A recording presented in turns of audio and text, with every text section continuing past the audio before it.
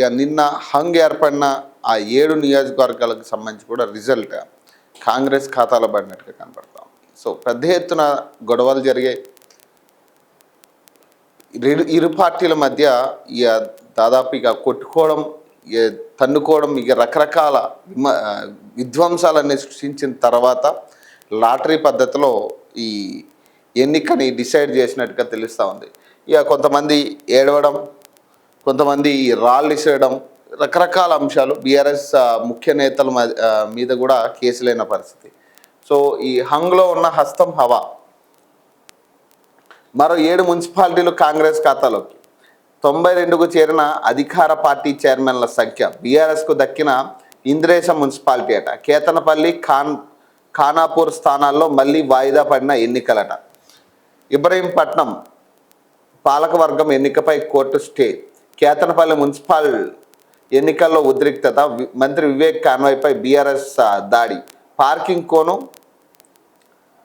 కోను విసిరిన బాల్కా సుమన్ అట. జనగామ, తొర్రూరు ఎన్నికల్లో హై డ్రామా అట.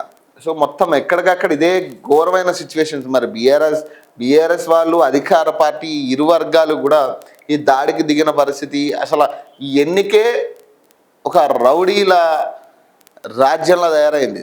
మొత్తం కూడా ప్రజలు అనుకుంటా ఉండొచ్చు, ఎందుకురా ఏమో ఓట్లేసి ఇట్లాంటి వాళ్ళని గెలిపించే ప్రయత్నం చేస్తున్నాం మనమని. అంత ఘోరమైన సిచ్యువేషన్ తీసుకొచ్చారు. కొట్టుకోవడం, తన్నుకోవడం, అది రాజకీయ నాయకుల కంటే ఘోరంగా తయారయ్యారు వీళ్ళు. రాజకీయ నాయకులు అనే పదం వాడే పరిస్థితి కూడా లేదు. రౌడీలు అనే వాడే పదాన్ని కరెక్ట్గా సెట్ అవుతారు వీళ్ళు. సో అదే పరిస్థితి కనపడతా ఉంది. మున్సిపల్ ఎన్నికల్లో హంగ్ ఏర్పడిన పురపాలికలోనూ అధికార పార్టీ హవా కొనసాగింది. చైర్మన్, వైస్ చైర్మన్ల ఎన్నిక వాయిదా పడ్డ 11 మున్సిపాలిటీల్లోనూ మంగళవారం 8 చోట్ల ఎన్నిక ప్రక్రియ పూర్తి కాగా వీటిలో 7 మున్సిపాలిటీలు కాంగ్రెస్కే దక్కాయట. వీటితో కలిపి 92 మున్సిపాలిటీలు అధికార పార్టీ ఖాతాలో చేరాయి. ఇక ప్రతిపక్ష బీఆర్ఎస్కు హంగ్ మున్సిపాలిటీలోనూ ఉమ్మడి మెదక్ జిల్లాలోనే ఇంద్రేశం దక్కడంతో మొత్తం సంఖ్య 18కి చేరింది. దీంతో ఎన్నికల ప్రక్రియ పూర్తయిన మున్సిపాలిటీల సంఖ్య 113కు చేరుతుంది. కాగా మరో 2 మున్సిపాలిటీల్లో చైర్మన్, వైస్ చైర్మన్ ఎన్నిక మరోసారి వాయిదా పడింది. ఉమ్మడి రంగారెడ్డి జిల్లా ఇబ్రహీంపట్నం ఎన్నికపై కోర్టు స్టే విధించింది. హంగ్ ఏర్పడిన ఇల్లందు, సుల్తానాబాద్, ఇంద్రేశం, కాగజ్ నగర్, జహీరాబాద్, డోర్నకల్, జనగామ, తొర్రూరు మున్సిపాలిటీల్లో చైర్మన్, వైస్ చైర్మన్ ఎన్నిక పూర్తయిందని రాష్ట్ర ఎన్నికల సంఘం కార్యదర్శి లింగ్యా నాయక్ మంగళవారం ఒక ప్రకటనలో తెలిపారు. కోరం లేకపోవడం, సభ్యుల మధ్య విభేదాలు, ఇతర కారణాల వల్ల కేతనపల్లి, ఖానాపూర్, ఇబ్రహీంపట్నం మున్సిపాలిటీలో ఎన్నిక వాయిదా పడిందని పేర్కొన్నారు. వాయిదాకు కారణాలు వివరిస్తూ ఎస్సీసీకి సంబంధిత జిల్లా కలెక్టర్ సమాచారం పంపుతున్నారన్నారు. వాటి ఆధారంగా తిరిగి ఎన్నికకు తేదీలను నిర్ణయిస్తూ ఎస్సీసీ మరోసారి షెడ్యూల్ ప్రకటిస్తుందని తెలిపారు. ఇక మున్సిపల్ ఎన్నికల ప్రక్రియ మంగళవారంతో పూర్తయినందున రాష్ట్రంలో ఆయా ప్రాంతాల్లో విధించిన ఎన్నికల కోడ్ ముగిసిందన్నారు. So Kaghaznagar Congress BJP పొత్తట.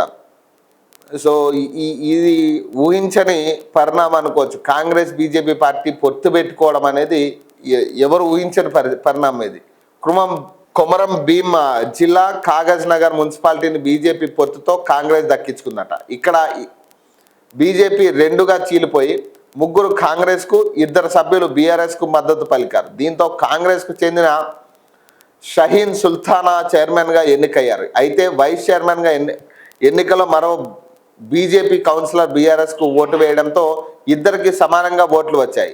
అధికారులు డ్రా తీయగా బీఆర్ఎస్ బలపరిచిన బీజేపీ కౌన్సిలర్ కొత్తపల్లి అనితను వైస్ చైర్మన్గా పదవి వరించింది. ఇక చైర్మన్ పదవికి నెలకొన్న పోటీ కారణంగా వాయిదా పడిన సుల్తానాబాద్ మున్సిపాలిటీని కాంగ్రెస్ కైవసం చేసుకుంది.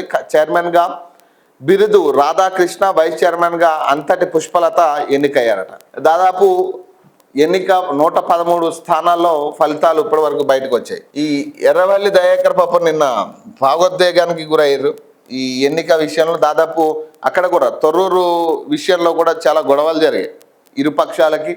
అటు కాంగ్రెస్ వర్గానికి, ఇటు బీఆర్ఎస్ వర్గానికి పెద్ద ఎత్తున గొడవలు. దాదాపు 2 రోజుల పాటు ఈ గొడవలు కొనసాగి భారీ బందోబస్తు పెట్టి దాదాపు వందలాది మంది పోలీసులను పెట్టి అక్కడ ఎన్నికను జరిపించిన పరిస్థితి. అక్కడ లాటరీ ద్వారా ఎన్నుకున్న పరిస్థితి అభ్యర్థిని. ఫైనల్లీ అది కూడా కాంగ్రెస్ ఖాతాలో పడింది. సో రాజకీయాల్లో ఉండాలా వద్దా? తొర్రూరు ఎన్నిక రాజ్యాంగ విరుద్ధమట.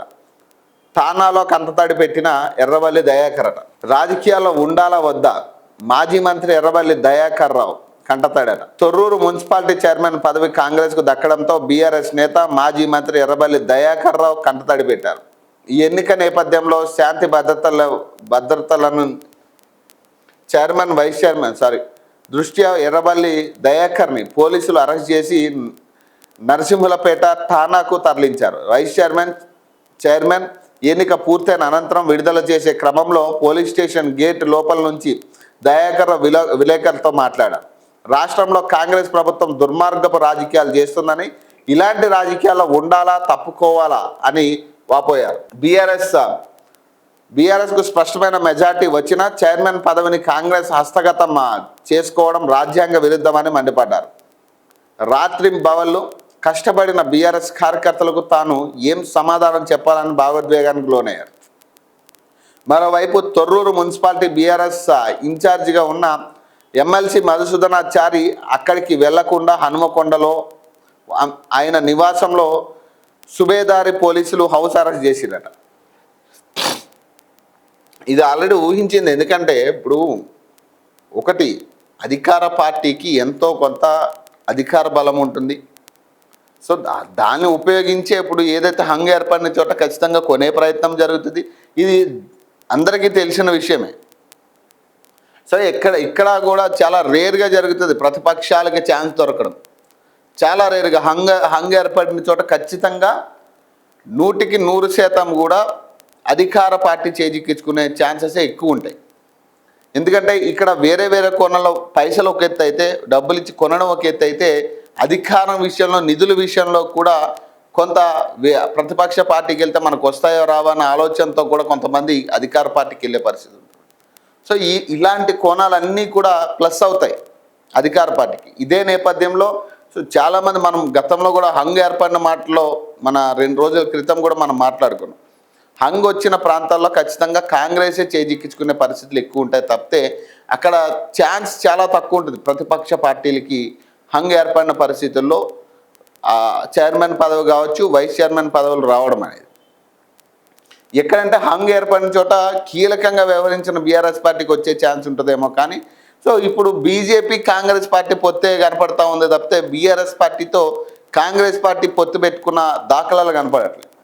ఎందుకంటే బీజేపీ కూడా ఇక్కడ చాలా కీలకంగా వ్యవహరించిన పరిస్థితులు, చాలా హంగు ఏర్పడిన చోట. కొత్తగూడెంలో మా అభ్యర్థికి సీఏ తుపాకీ గురిపెట్టారట.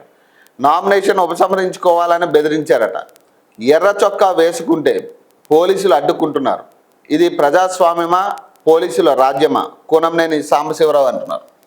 కొత్తగూడెం నగర పాలక సంస్థ ఎన్నికల్లో నామినేషన్ ఉపసంహరించుకోవాలని తమ పార్టీ అభ్యర్థిని ఓ సీఐ బెదిరించారని సిపిఐ రాష్ట్ర కార్యదర్శి కూనంనేని సాంబశివరావు ఆరోపించారు. తమ అభ్యర్థికి సీఐ తుపాకీ చూపి మరీ బెదిరించారని, ప్రజాస్వామ్యంలో ఇది మంచి పద్ధతి కాదని అన్నారు.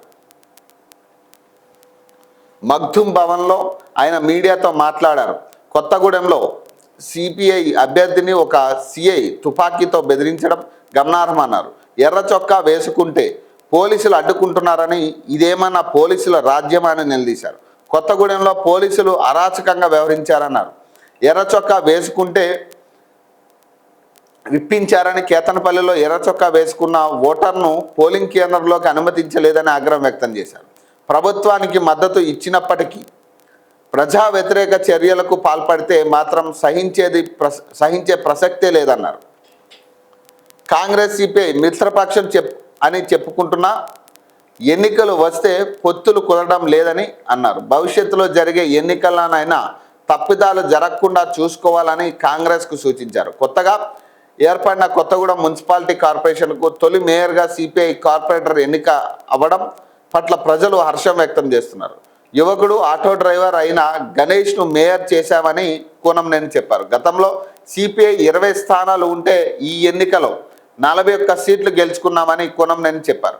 పంచాయతీ ఎన్నికల్లో గతంలో 75 స్థానాలు ఉంటే మొన్నటి ఎన్నికల్లో 101 స్థానాలు గెలిచామని వివరించారు. హైదరాబాద్, వరంగల్, ఖమ్మం కార్పొరేషన్ ఎన్నికలను ప్రతిష్టాత్మకంగా తీసుకుంటామని తెలిపారు. సిపిఐకి సంపూర్ణ మద్దతు ఇస్తున్నట్లు బీఆర్ఎస్ ప్రకటించినప్పటికీ జాతీయ స్థాయిలో కాంగ్రెస్తో కలిసి ఉన్నందున ఆ పార్టీ మద్దతు తీసుకోలేకపోయామన్నారు. ఎంపీటీసీ, జెడ్పీటీసీ ఎన్నికల్లోనూ తమకు బలం ఉన్న చోట్ల సీట్లు అడుగుతున్నామని, ఇవ్వకుంటే ఒంటరిగా పోటీ చేస్తామని స్పష్టం చేశారు. సర్పంచ్, మున్సిపల్ ఎన్నికల్లో సిపిఐ ఒంటరిగానే పోటీ చేసిందని గుర్తు చేశారు. సిపిఐ జాతీయ కార్యదర్శి పల్లా వెంకటరెడ్డి మాట్లాడుతూ గతంలో బీఆర్ఎస్ అప్రజాస్వామికంగా వ్యవహరించిందని అందుకు విమర్శించారని, ప్రస్తుతం కాంగ్రెస్ కూడా అదే పద్ధతి వెళ్లకుండా ప్రజాస్వామ్యయుతంగా ముందుకు సాగాలని సూచించారట. పాపం వీళ్ళిద్దరికి పొత్తు సరిగ్గా కుదిరే పరిస్థితి లేదు. కాంగ్రెస్కి సిపిఐకి కానీ పాపం వీళ్ళకి పొత్తు సరిగ్గా కుదిరే పరిస్థితి లేదు. ఇప్పుడు ఎట్లా ఉందంటే ఒక పక్క పొత్తు అని చెప్తా ఉన్నారు, ఒక పక్క వీళ్ళకి వ్యతిరేకంగానే అధికార పార్టీ బిహేవ్ చేస్తుంది తప్పితే ఇప్పుడు వీళ్ళ పొత్తులో ఉన్నామనే కనీసం ఆ ఆలోచన కూడా మిస్ అవుతా ఉంది. ఇప్పుడు వాళ్ళు చాలా సాఫ్ట్గా హెచ్చరిస్తూ ఉన్నారు, ఒకవేళ కనుక మేము అడిగిన చోట్ల సీట్లు ఇవ్వకపోతే మేము ఇండిపెండెంట్గా అయినా నిలబడతామనే కాడికి వాళ్ళు మాట్లాడుతూ ఉన్నారు. లైఫ్ సైన్సెస్లో 2030 నాటికి 5 లక్షల మందికి ఉద్యోగాలట.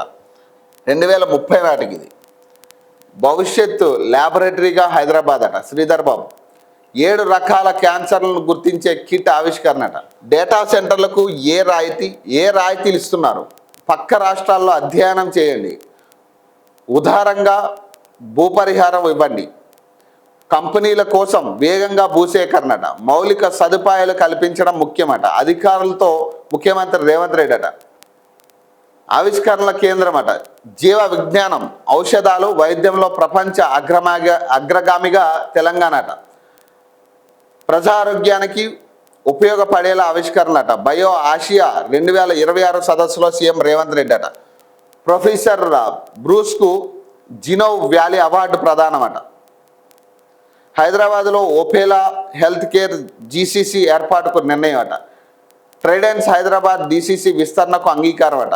జినోమ్ వ్యాలీలో వాక్సిడో పశువుల వ్యాక్సిన్లు తయారట. 12 ఎకరాల్లో అరెక్స్ ప్రొపెలెంట్ ల్యాబ్ ఏర్పాటంట. ముఖ్యమంత్రి సమక్షంలో కుదిరిన ఒప్పందాలట. ఇప్పటిదాకా ఔషధాలు, వ్యాక్సిన్లు తయారీ కేంద్రంగా ఉన్న హైదరాబాద్ ఒక కొత్త ఔషధాల వినూత్న ఆవిష్కరణ కేంద్రంగా రూపుదిద్దుకుంటుంది. ముఖ్యమంత్రి రేవంత్ రెడ్డి అన్నారు, ఔషధ పరిశోధనలకు, ఆధారిత వైద్య సేవలకు హైదరాబాద్ చిరునామాగా మారబోతుందన్నారు. హైదరాబాద్ను ప్రపంచ లైఫ్ సైన్సెస్ రాజధానిగా తీర్చిదిద్దామని ప్రకటించారు. ఇప్పటికే life sciences, pharma, health care రంగంలో తెలంగాణ ప్రపంచ అగ్రగామిగా నిలిచిందన్నారు. అంతర్జాతీయ భాగస్వాములు అలాగే విదేశీ పెట్టుబడులు సంయుక్త ఆవిష్కరణలతో దూసుకుపోతుందని చెప్పారు. తెలంగాణ ప్రభుత్వం ప్రతిష్టాత్మకంగా నిర్వహిస్తున్న బయో ఆసియా 2026 సదస్సును మంగళవారం ముఖ్యమంత్రి ప్రారంభించారు. హైదరాబాద్లోని 3 కార్పొరేషన్లో ప్రత్యక్ష పరిశీలనకు వస్తా. కమిషనర్లు ఉదయం 6 గంటలకే క్షేత్రస్థాయిలో ఉండాలట. సమీక్షలో రేవంత్ రెడ్డి 2 ఏళ్ల పాలనపై సమీక్షట. సీఎం, మంత్రులు, టీపీసీసీ చీఫ్కు కాంగ్రెస్ అధిష్టానం ఆహ్వానం. రేపు ఢిల్లీలో భేటీ అట. ఇక పరిషత్ పోరట. 10వ తరగతి పరీక్షల ముందా తర్వాత తర్జన భర్జనలో సర్కార్. 21 క్యాబినెట్లో రానున్న స్పష్టత. ఈ 5 లక్షల ఉద్యోగాలు, 7 రకాల క్యాన్సర్ను గుర్తించే కిట్ ఆవిష్కరణ, ఇవన్నీ కూడా ఎవరికి? అసలు 5 లక్షల ఉద్యోగాలు అనేది ఎప్పటికైతే 2030 నాటికి 5 లక్షల ఉద్యోగాలు అంటున్నారు. అప్పుడు ఎవడు రాజు, ఎవడు మంత్రి అనేది తెలియాల్సి ఉంది. సో అప్పుడు ఇదే ప్రభుత్వం అధికారంలోకి వస్తుందా, లేదా కొత్త ప్రభుత్వం వస్తుందా? కొత్త ప్రభుత్వం వస్తే మరి వీటిని మళ్ళీ వాళ్ళ తుంగలో దొక్కే పరిస్థితి ఉంటుంది. మళ్ళీ దీన్ని వెనక్కి నెట్టే పరిస్థితే ఉంటుంది. ఈ ముఖ్యమంత్రి స్టార్ట్ చేసింది కాబట్టి ఆ ముఖ్యమంత్రి మళ్ళీ ముందుకు నెట్టే ప్రయత్నం చేయడు. ఎందుకంటే ఈ ముఖ్యమంత్రి గతంలో కేసీఆర్ స్టార్ట్ చేసిన చాలా అంశాలను బ్యాక్ చేసిన పరిస్థితి, వాటిని కనిపించకుండా చేసింది. సో 7 రకాల క్యాన్సర్లు గుర్తించే కిట్ అట. ఎవరికి? పేదవాళ్ళకా లేకపోతే ధనవంతులకి ఉపయోగపడేటట్టు ఉంటుంది అది. ఇప్పుడు 7 రకాల క్యాన్సర్లు గుర్తించే కిట్ని ఆవిష్కరించడం ఓకే, మరి ఇది పేదవాడికి అందుబాటులో ఉంటుందా, లేదా అదే పైసలు ఉన్నవాడికి కొనుక్కునే విధంగా దీన్ని తయారు చేస్తారా? ఇది కదా ముఖ్యం. ఇప్పుడు పేదవాడికి అందుబాటులో ఉండే వైద్యం ఏముంది ఈరోజు? అసలు వైద్యం ఎక్కడ పేదవాడికి అందుతుంది? ఒక బలమైన ఇప్పుడు ఏదైనా బలమైన హాస్పిటల్స్ కానీ గవర్నమెంట్ హాస్పిటల్స్లో ఏదైనా బలమైన ట్రీట్మెంట్ ఎక్కడైనా కనపడతా ఉందా? ఇప్పుడు పేదవాడు ఒక క్యాన్సర్తో బాధపడుతున్నప్పుడు కనీసం వారికి వసతులు కూడా సరైన మెడిసిన్ కూడా అందలేని పరిస్థితి ఉంది గవర్నమెంట్ హాస్పిటల్. ఇప్పుడు ఈ ప్రైవేట్ హాస్పిటల్కే పోవాలి కంపల్సరీ. కీమో కానీ ఇట్లాంటివి ఏది కూడా గవర్నమెంట్ ప్రొవైడ్ చేసే పరిస్థితి లేదు ఈరోజు. మరి ఈ కిట్లు కూడా ఇప్పుడు 7 రకాల క్యాన్సర్లను గుర్తించే కిట్టు ఎవరికి అందుబాటులో ఉంటుంది? ఇక పైసలు ఉన్నవాడికి అందుబాటులో ఉండే పరిస్థితి. ఇప్పుడు అవయవాల డొనేషన్ అనేది చాలా బాగా చెప్తాం.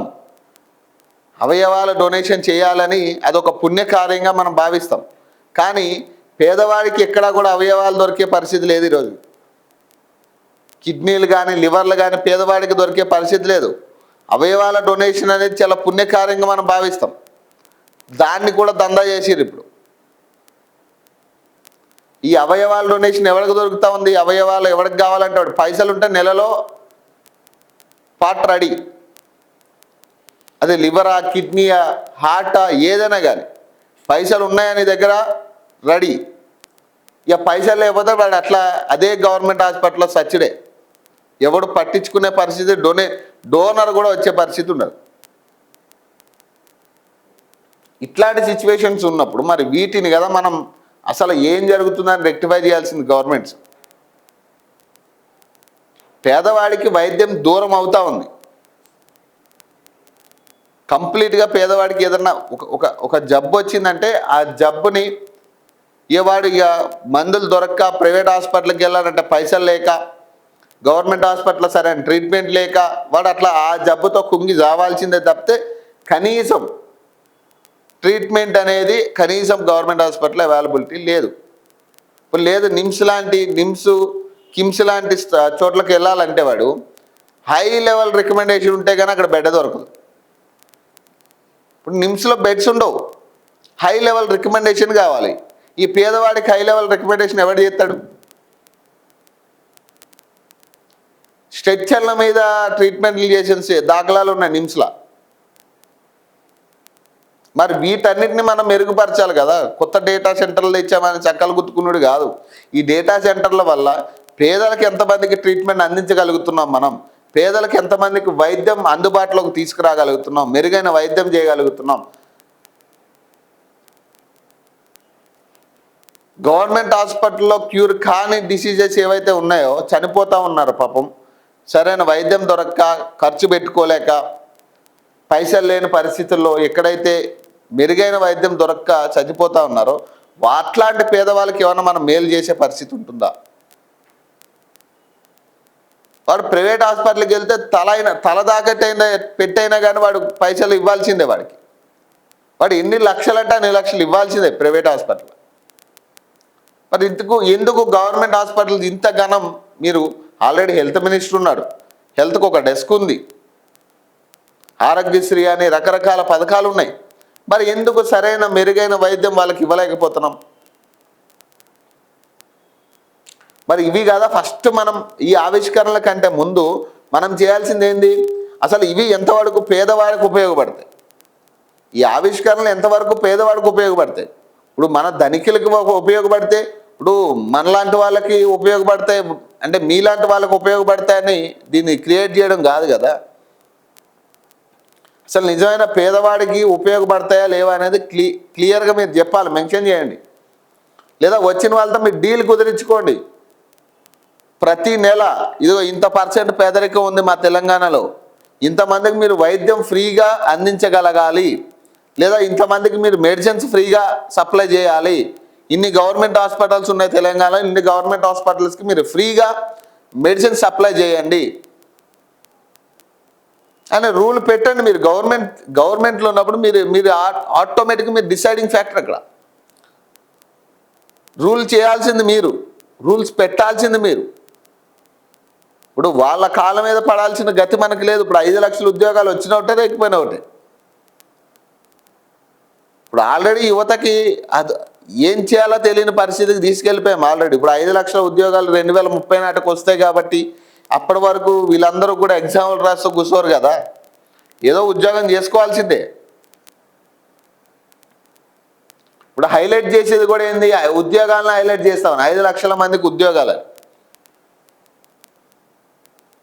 అసలు మీరు స్టార్ట్ చేస్తున్న డేటా సెంటర్లు కావచ్చు, లేదా ఫార్మా కంపెనీస్కి సంబంధించిన ఒప్పందాలు కావచ్చు, మీరు భూసేకరణ చేస్తూ ఉన్నారు. ప్రజల భూమి సేకరణ చేస్తూ ఉన్నారు. వాళ్ళకి ఆల్టర్నేటివ్ ఎక్కడ చూపిస్తూ ఉన్నారు? మీరు అసలు ఆల్టర్నేటివ్ ఎక్కడ చూపించాలనుకుంటున్నారు? ఆ స్థలాలు ఏంటి, వాటి వివరాలు ఏంటి?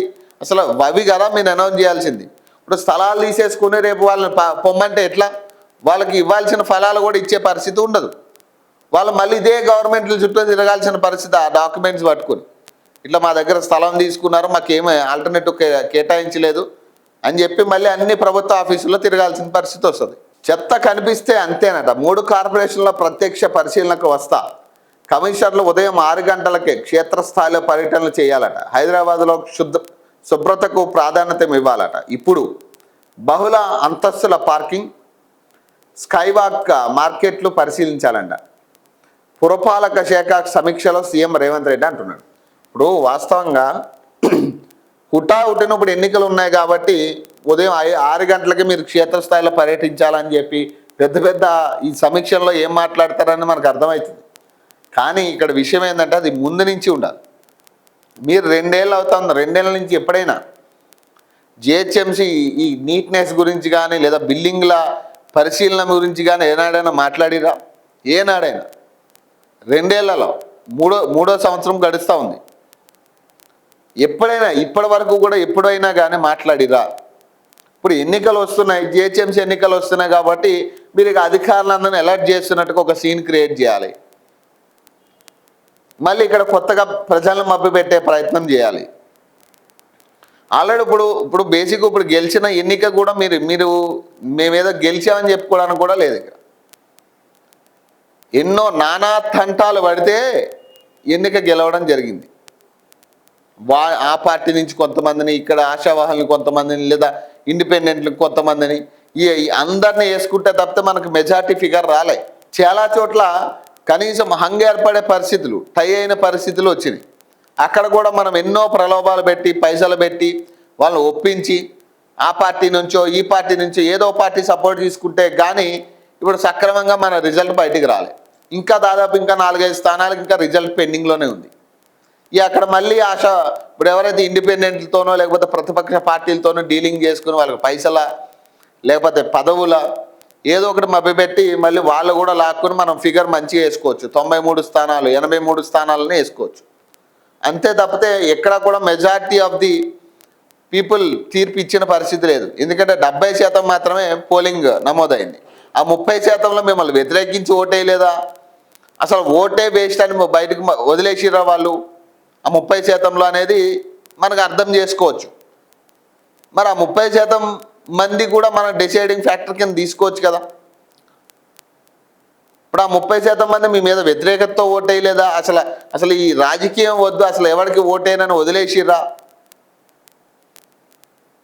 ఇవన్నీ కూడా మనం అంచనా వేసుకోవాల్సిందే కదా.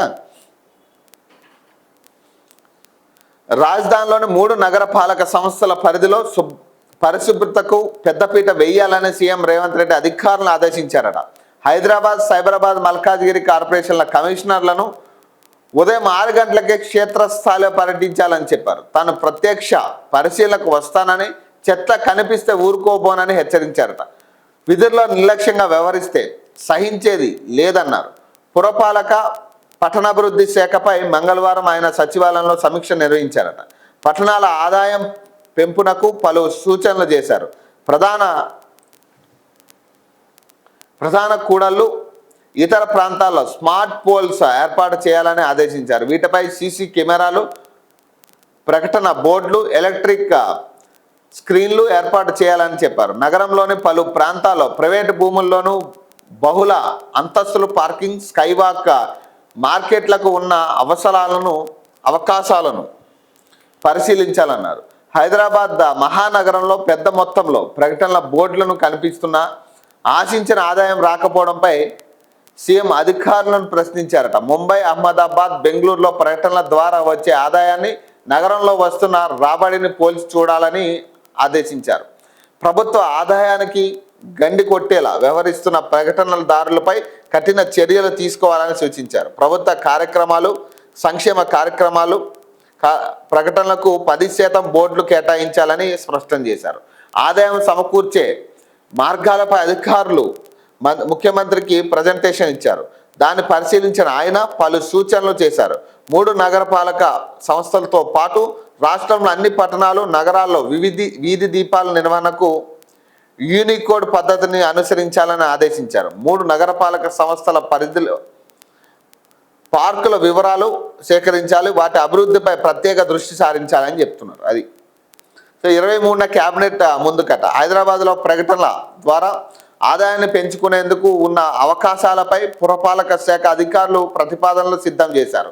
వీటిపై మంగళవారం జరిగిన సమావేశంలో సీఎం చర్చించారు. ఈ ప్రతిపాదనలకు ఈ నెల 23న జరిగే క్యాబినెట్ సమావేశంలో చర్చించి తుది నిర్ణయం తీసుకునే అవకాశం ఉన్నట్లు తెలిసింది.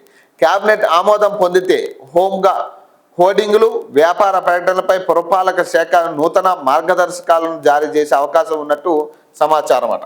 ఇక దాదాపు 3 ఏళ్లకి ఈయనకి కనువిప్పు కలిగింది. ఇప్పుడు తెలంగాణలో జిహెచ్ఎంసీ విషయంలో ప్రధానంగా 3 ఏళ్లకి ఇదే హైదరాబాద్లో తిరుగుతున్న వ్యక్తి అయినా 3 ఏళ్లకి ఆయనకు ఇప్పుడు కనువిప్పు కలిగింది. సిటీ నీట్గా లేదు, క్లీన్గా లేదు, హోర్డింగులు లేవు. ఇవన్నీ కూడా ఇప్పుడు అర్థమైంది వీళ్ళకి. జిహెచ్ఎంసీ ఎన్నికలు వస్తున్నాయి కాబట్టి ఇప్పుడు వీటన్నిటి మీద ఫోకస్ చేస్తున్నట్టు ఒక డ్రామా క్రియేట్ చేస్తారు. ఇది జరగదు, ఉత్తిత్తే ఇదంతా కూడా జరిగే పరిస్థితి ఉండదు. కేవలం ఇదేంటంటే ఓ మీటింగులు పెట్టుకుని వీళ్ళు ఏదో డ్రామా క్రియేట్ చేయడానికి, ప్రజలకు కూడా అయ్యి బాబు వీళ్ళు ఏదో చేస్తున్నారని కొంతకాలం హడావడి చేస్తారు ఎన్నికలు అయ్యే వరకు. ఈ తర్వాత కథం ఇక మళ్ళీ యథాచ్ఛగా అవే చెత్త అక్కడే ఉంటుంది, కనీసం క్లీన్ చేసేటోడు ఉండడు, అదే పంచాయతీలు ఉంటాయి, మళ్ళీ అదే రిపీట్. ఎలక్షన్ల వరకు మాత్రం వీళ్ళు చాలా క్లీన్గా పెట్టే ప్రయత్నం, హోర్డింగులు ఎక్కడ ఉన్నా కూడా మళ్ళీ ఇప్పుడు హోర్డింగులు వాళ్ళని పట్టుకోవాలి వీళ్ళు. పాపం ఇష్టాచారం హోర్డింగులు పెడుతున్నారని, ప్రభుత్వానికి ఆదాయం రావట్లేదు హోర్డింగుల ద్వారా అని ఇప్పుడు అర్థమైందా ఈయనకి. మరి ఇంత హడావుడిగా ఇప్పుడు చేస్తూ ఉన్నారు కదా, మరి ఇదే ముందు జాగ్రత్త ఎందుకు తీసుకోవట్లే మీరు? ఇప్పుడు 2 ఏళ్ళుగా ఇదే పరిస్థితి కదా హైదరాబాద్లో కనపడతా ఉంది, ఇదే సిచ్యువేషన్ కదా హైదరాబాద్లో ఉన్నది. మరి ఎందుకు 2 ఏళ్ల నుంచి ఎందుకు దీని మీద ప్రత్యేక దృష్టి పెట్టలే? అంటే ఏదైనా ఎలక్షన్స్ వచ్చి ఎక్కడైనా ముఖ్యంగా ఇక్కడ చేయాలంటే తప్పితే చేయరా మీరు? ముఖ్యంగా ఇక్కడ చేయాల్సి వస్తుంది అంటేనే తప్పితే అక్కడ ఫోకస్ చేసే పరిస్థితి లేదా? ఇప్పుడు ఈ హోర్డింగులు లేకపోతే ఈ చెత్త, ఈ నీట్నెస్, అధికారులకి క్లాస్ పీకడం ఇవన్నీ ఎందుకు వస్తూ ఉన్నాయి? ఇప్పుడు ఎన్నికలు ఉన్నాయి కాబట్టి. ఎన్నికల వరకు వీళ్ళు చూడండి, ఎన్నికల వరకు వీళ్ళు చాలా క్లీన్గా పెడతారు, ఇవన్నీ కరెక్ట్ టైంకి అమలు అవుతాయి. ఇక మళ్ళీ ఎన్నికల తర్వాత ఖతం. ఇక ఎక్కడ ఎన్నికలు వస్తున్నాయో అక్కడ మాత్రం వీళ్ళు చాలా ఫోకస్ పెట్టి ముందు నుంచే జాగ్రత్తలు తీసుకుంటా ఉన్నారు. ఇప్పుడు మళ్ళీ ప్రజల్లోకి వెళ్ళాలి కదా వీళ్ళు, ప్రజల్లోకి వెళ్తే ఇవన్నీ చెప్తారు కాబట్టి ముందే జాగ్రత్త పడాలనే అనుభవం వచ్చింది. ఇప్పుడు వరకు జరిగిన ఎన్నికల్లో పాపం ప్రజల్లోకి వెళ్తుంటే ప్రజలు ఇవన్నీ మాట్లాడుతూ క్వశ్చన్ చేసి అవసరమైతే తిడుతున్నారు వెళ్ళిన మంత్రుల్ని. కాబట్టి ముందుగానే జాగ్రత్తలు తీసుకుని వెళ్ళిపోతే అయ్యి బాబు ఇవన్నీ పనులు అయిపోయినాయి కదా, అయ్యి అవి చేసినాం కదా, ఇవి చేసినాం కదా అని చెప్పుకోనికి ఉంటుందని వీళ్ళ ఆలోచన. మేయర్లు, చైర్మన్లకు ఒక్కరోజు శిక్షణట. రాష్ట్రంలో నూతనంగా ఎన్నికైన మేయర్లు, డిప్యూటీ మేయర్లు, చైర్మన్లు, వైస్ చైర్మన్లకు ఒకరోజు శిక్షణ కార్యక్రమం ఏర్పాటు చేయాలని సీఎం రేవంత్ రెడ్డి అధికారులను ఆదేశించారట. నగరాలు పట్టణాభివృద్ధికి తీసుకోవాల్సిన చర్యలు, ఇతర అంశాలను వివరించాలని సూచించారు. తన సమావేశానికి హాజరై వారితో మాట్లాడతానని తెలిపారు. ఈ సమీక్షలో జిహెచ్ఎంసీ, సైబరాబాద్, మల్కాజిగిరి కమిషనర్లు, పురపాలక శాఖ ఉన్నతాధికారులు పాల్గొన్నారట. ఓఆర్ఆర్ లోపల ఇల్లట. జాగా ఉన్న పేదలకు ఇందిరమ్మ ఇల్లు కట్టిస్తామట. 28,000 మందికి ఈ నెలాఖరున ఇళ్ల పత్రాలు అందజేస్తామట. డబల్ ఇల్లు పూర్తికి చర్యలట. మార్చి నాటికి లబ్ధిదారుల ఎంపిక. RRR, ORR మధ్య చౌక ఇల్లు పొంగులేటి. మంత్రులతో కలిసి సమీక్షట. ఓఆర్ఆర్ లోపల హైదరాబాద్, రంగారెడ్డి, సంగారెడ్డి, మేడ్చల్ జిల్లాల పరిధిలో ఇందిరమ్మ ఇండ్ల నిర్మాణానికి శ్రీకారం చుడుతున్నామని గృహ నిర్మాణ శాఖ మంత్రి పొంగులేటి శ్రీనివాసరెడ్డి తెలిపారు. కోర్ అర్బన్ పరిధిలో గృహ నిర్మాణ విధానంపై పొంగులేటి మంత్రులు శ్రీధర్ బాబు, పొన్నం ప్రభాకర్, అసాదుద్దీన్తో కలిసి మంగళవారం సచివాలయంలో మంత్రి సమీక్ష నిర్వహించారు.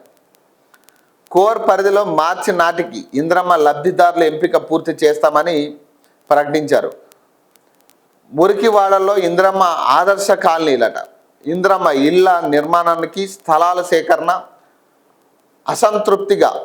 అసంపూర్తిగా ఉన్న డబుల్ బెడ్రూమ్ ఇళ్ల కేటాయింపుపై అధికారుల నుంచి వివరాలు సేకరించారట. పట్టణంలో మురికివాడలో జీవనం సాగించే పేదలు అక్కడే నివాసం ఉండేందుకు ఇష్టపడతారని, హైదరాబాద్ నగరానికి దూరంగా ఇల్లు కట్టించి ఇచ్చిన జీవనోపాధి కోల్పోతామనే భయంతో మరెందుకు ఇష్టపడరని అధికారులు తెలిపారట. గతంలో హైదరాబాద్కు దూరంగా 42,000 ఇండ్లు నిర్మిస్తే సగం కూడా లబ్ధిదారులు తీసుకోలేదని ప్రస్తావించారు. చాలా చోట్ల బోగస్ లబ్ధిదారులు ఉన్నారని వివరించారట. ముఖ్యమంత్రి ఆలోచనలకు అనుగుణంగా ప్రస్తుత నివాస ప్రాంతాలకు దగ్గరగా స్థానిక పరిస్థితులకు బట్టి 5 నుంచి 10 అంతస్తుల భవనాలు నిర్మించాలని యోచిస్తున్నట్లు మంత్రి పొంగులేటి తెలిపారు. దీనిపై వచ్చే క్యాబినెట్లో తుది నిర్ణయం తీసుకుంటామన్నారు. 3 కార్పొరేషన్ల పరిధిలో అధికారులు అధ్యయనం చేసి స్థలాలు గుర్తించి ఎంతమంది లబ్ధిదారులు ఉన్నారో, ఎన్ని ఇళ్లు నిర్మించవచ్చో 10 రోజుల్లో నివేదిక ఇవ్వాలని ఆదేశించారు. క్యూర్ పరిధిలో ఇందిరమ్మ ఇండ్ల నిర్మాణంపై ప్రత్యేక దృష్టి సారించాలని సూచించారు. JNNURM పథకంలో నిర్మించిన ఇల్లు శిథిలావస్థకు చేరాయని, వాటి స్థానంలో కొత్త ఇల్లు నిర్మించే ఆలోచనలో ఉందని చెప్పారు. 3 కార్పొరేషన్ల పరిధిలో ఇళ్ల స్థలాలు ఉన్న 28,000 మందికి ఈ నెలాఖరున ఇందిరమ్మ ఇల్లు మంజూరు పత్రాలు అందజేస్తామన్నారు. డబుల్ బెడ్రూమ్ ఇండ్ల లబ్ధిదారులను మార్చి చివరి నాటికి ఎంపిక చేయాలని కలెక్టర్ను ఆదేశించారు. అసంపూర్తిగా ఉన్న ఇండ్లకు లబ్ధిదారులను గుర్తించి వారి ద్వారానే అసంపూర్తి పనులు పూర్తి చేసేందుకు హౌసింగ్ కార్పొరేషన్ నిధులు ఇస్తుందన్నారు. ఇల్లు తీసుకుని నివాసం ఉండని వారికి నోటీసులు జారీ చేయాలని ఆదేశించారు. అనర్హుల స్థానంలో అర్హులైన పేదలకు ఇల్లు ఇవ్వాలని, 2 BHK ఇళ్లకు తాగునీరు, విద్యుత్, ఇతర మౌలిక వసతులు కల్పించాలని ఆదేశించారు. త్రిబుల్ ఆర్ ఓఆర్ఆర్ పరిధిలో మధ్యతరగతి ప్రజల కోసం కేబీహెచ్పి తరహాలో ఇల్లు నిర్మిస్తామని మంత్రి చెప్పారు. ఇందుకోసం 4 ప్రాంతాల్లో స్థలాలు గుర్తించి 10 రోజుల్లో నివేదిక ఇవ్వాలని అధికారులను ఆదేశించారు. ఇందుకోసం అఫోర్డబుల్ హౌసింగ్ విధానాన్ని తీసుకొస్తామని మంత్రి స్పష్టం చేశారు. ఓఆర్ఆర్ ప్రాంతంలో అపార్ట్మెంట్లో ప్రస్తుతం సామాన్లు ఇంటి కొనుగోలు చేయలేని పరిస్థితిలో నెలకొన్నాయని, దిగు మధ్య తరగతి ప్రజలకు సరసమైన ధరలకు నివాసాలు అందించే దిశగా తన విధానాన్ని అమలు చేస్తామని మంత్రి చెప్పారట. ఏమి ఇందిరమ్మ ఇల్లేమో కానీ వాళ్ళు ఇచ్చేది ఎప్పుడు ఇస్తారో ఎప్పుడు చేస్తారో తెలియదు. కానీ నాకు తెలిసి వాళ్ళు ఇచ్చేదానికి ప్రభుత్వం కూడా తారుమారయ్యే పరిస్థితి ఉంటుంది. ఆత్మహత్యకు ప్రేరేపించడం నేరమే. సినీ నటి ప్రత్యూష కేసులో సిద్ధార్థ రెడ్డికి 2 ఏళ్ల జైలు శిక్షను ఖరారు చేసిన సుప్రీం కోర్టు. అన్ప్రొఫెషనల్గా మునిస్వామి నివేదికట. విషం కొనుగోలు ముమ్మాటికి తప్పే, సిద్ధార్థ రెడ్డి 4 వారాల్లో లొంగిపోవాలి, హైకోర్టు తీర్పును సమర్థించిన సుప్రీంకోర్టు అట. పాపం దాదాపు 22 ఏళ్ళ పైన అయినట్టుంది ఈ కేసుకు సంబంధించి తీర్పు ఇప్పుడు వెలువడిన పరిస్థితి. సినీ నటి ప్రత్యూష కేసులో సిద్ధార్థ రెడ్డికి 2 ఏళ్ల జైలు శిక్షను ఖరారు చేసిన సుప్రీంకోర్టు అట. అత్యాచారం జరిగినట్లు సాక్ష్యాలు లేవు, గొంతు నులిమి చంపినట్లు రుజువులు లేవు, విష పదార్థం కొనడం తప్పే సుప్రీంకోర్టు. కలిసి చనిపోదామనే ఒప్పందం మ్యూచువల్ సూసైడ్ ప్యాక్ట్లో బతికి ఉన్న వాళ్ళు దోషులేనని సుప్రీంకోర్టు తేల్చి చెప్పిందట. ఇద్దరు కలిసి ఆత్మహత్యకు యత్నించినప్పుడు అందులో ఒకరు ప్రాణాలతో బయటపడితే అది ఆ వ్యక్తి చేసిన నేరంగానే పరిగణించాల్సి ఉంటుందని స్పష్టం చేసిందట. సినీ నటి ప్రత్యూష కేసులో ఆమె స్నేహితుడైన సిద్ధార్థ రెడ్డి స్వయంగా విష పదార్థం కొనుగోలు చేసినట్టు తేలిందని, అతడు ముమ్మాటికి దోషేనని సర్వోన్నత న్యాయస్థానం పేర్కొంది. 24 ఏళ్ల క్రితం సంచలనం సృష్టించిన సినీ నటి ప్రత్యూష కేసులో హైకోర్టు ఇచ్చిన తీర్పు సమర్థించిన సుప్రీంకోర్టు ధర్మాసనం నిందితుడు సిద్ధార్థ్ రెడ్డికి 2 ఏళ్ల జైలు శిక్షను ఖరారు చేసింది. 4 వారాల్లోగా లొంగిపోవాలని సిద్ధార్థ్ రెడ్డిని ఆదేశించింది. 2002 ఫిబ్రవరి 23న సినీ నటి ప్రత్యూష ఆమె స్నేహితుడు సిద్ధార్థ్ రెడ్డి కూల్ డ్రింక్లో పురుగుల మందు కలుపుకొని తాగి ఆత్మహత్యకు యత్నించారు. మరుసటి రోజు ప్రత్యూష మరణించగా ఆసుపత్రిలో చికిత్స తర్వాత సిద్ధార్థ్ రెడ్డి కోలుకున్నాడు. ప్రత్యూష మృతిపై పలు అనుమానాలు రావడంతో అప్పటి ప్రభుత్వం సిబిఐ విచారణకు ఆదేశించింది. అప్పట్లో విచారణ చేపట్టిన ట్రయల్ కోర్టు 2004 ఫిబ్రవరి 23న సిద్ధార్థ్ రెడ్డిని దోషిగా తేల్చింది. ఆత్మహత్యకు ప్రేరేపించినందుకు ఐపీసీ సెక్షన్ 306 కింద 5 ఏళ్ల కఠిన కారాగార శిక్ష, 5,000 జరిమానా విధించింది. ఆత్మహత్య యత్నం చేసినందుకు ఐపీసీ సెక్షన్ 309 కింద మరో 1 ఏడాది శిక్ష విధించింది. ట్రయల్ కోర్టు తీర్పును సవాల్ చేస్తూ సిద్ధార్థ్ రెడ్డి హైకోర్టును ఆశ్రయించారు. అదే క్రమంలో తన కుమార్తె మృతికి సిద్ధార్థ్ రెడ్డే కారణమని, అతడికి కఠిన శిక్ష విధించాలని ప్రత్యూష తల్లి సరోజినీ దేవి కూడా హైకోర్టులో పిటిషన్ వేశారు. ఈ పిటిషన్పై విచారణ చేపట్టిన అప్పటి ఉమ్మడి ఏపీ హైకోర్టు 2011 డిసెంబర్ 28న తీర్పు వెలువరించింది. సిద్ధార్థ్ రెడ్డికి ట్రయల్ కోర్టు విధించిన 5 ఏళ్ల జైలు శిక్షను 2 ఏళ్లకు తగ్గించి జరిమానాను 50,000కు పెంచింది. ఈ తీర్పును సిద్ధార్థ్ రెడ్డి సుప్రీంకోర్టులో సవాల్ చేశారు. తనను నిర్దోషిగా ప్రకటించాలని అభ్యర్థించారు. మరోవైపు తన కుమార్తె మరణానికి సిద్ధార్థ్ రెడ్డే కారణమని, అతడికి యావజ్జీవ శిక్ష విధించాలని ప్రత్యూష తల్లి సరోజినీ దేవి కూడా అదే ఏడాది సుప్రీంకోర్టును ఆశ్రయించారు. ఆ 2 పిటిషన్లను విచారించిన సుప్రీంకోర్టు ధర్మాసనం గత ఏడాది నవంబర్లో తీర్పును రిజర్వ్ చేసింది. మంగళవారం జస్టిస్ రాజేష్ బిందల్, జస్టిస్ మహమ్మన్తో కూడిన ధర్మాసనం తీర్పు వెలువరిస్తూ సిద్ధార్థ్ రెడ్డికి 2 ఏళ్ల జైలు శిక్ష విధించడాన్ని సమర్థించిందట. పాపం దాదాపు 25 ఏళ్ళు అవుతోంది పాపం ఆమె చనిపోయి. అప్పట్లో చాలా సంచలనం సృష్టించింది ఈ కేసు కూడా. ఎందుకు జరిగింది అనే కారణాలు కూడా అప్పుడు చాలా అనుమానాలు వచ్చినప్పటికీ కూడా ఫైనల్గా ఒక సిద్ధార్థ్ రెడ్డి అనే వ్యక్తి మీద అనుమానంతో ఇక ఇద్దరు కలిసి ఆత్మహత్యా యత్నం చేస్తే ఆమె చనిపోయింది, ఆయన బతికి బయటపడ్డాడు. ఇప్పుడు సుప్రీంకోర్టు ఏమంటుంది, బతికి బయటపడ్డాడు కాబట్టి ప్రలోభ పెట్టి ఉండొచ్చు అని అతని మీద కేసు నమోదు చేసిన పరిస్థితి. సుప్రీంకోర్టు పేర్కొన్న అంశాలు ఇవి. ప్రత్యూషను గొంతు నులిమి చంపారన్న ఆరోపణలకు సరైన ఆధారాలు లేవు. నిపుణుల కమిటీని నివేదిక పరిశీలించిన తర్వాత ప్రత్యూష విషం తీసుకుందని నిర్ధారణ అవుతుంది. నిందితుడు సిద్ధార్థ్ రెడ్డి ప్రత్యూషపై అత్యాచారానికి పాల్పడ్డాడన్న ఆరోపణలు రుజువు కాలేదు. చాలా కాలం తర్వాత అత్యాచార ఆరోపణలు చేయడం సరికాదు. దానికి సరైన ఆధారాలు లేవు. డాక్టర్ మునిస్వామి సమర్పించిన పోస్ట్మార్టం నివేదిక అశాస్త్రీయంగా, బాధ్యత రహితంగా ఉంది.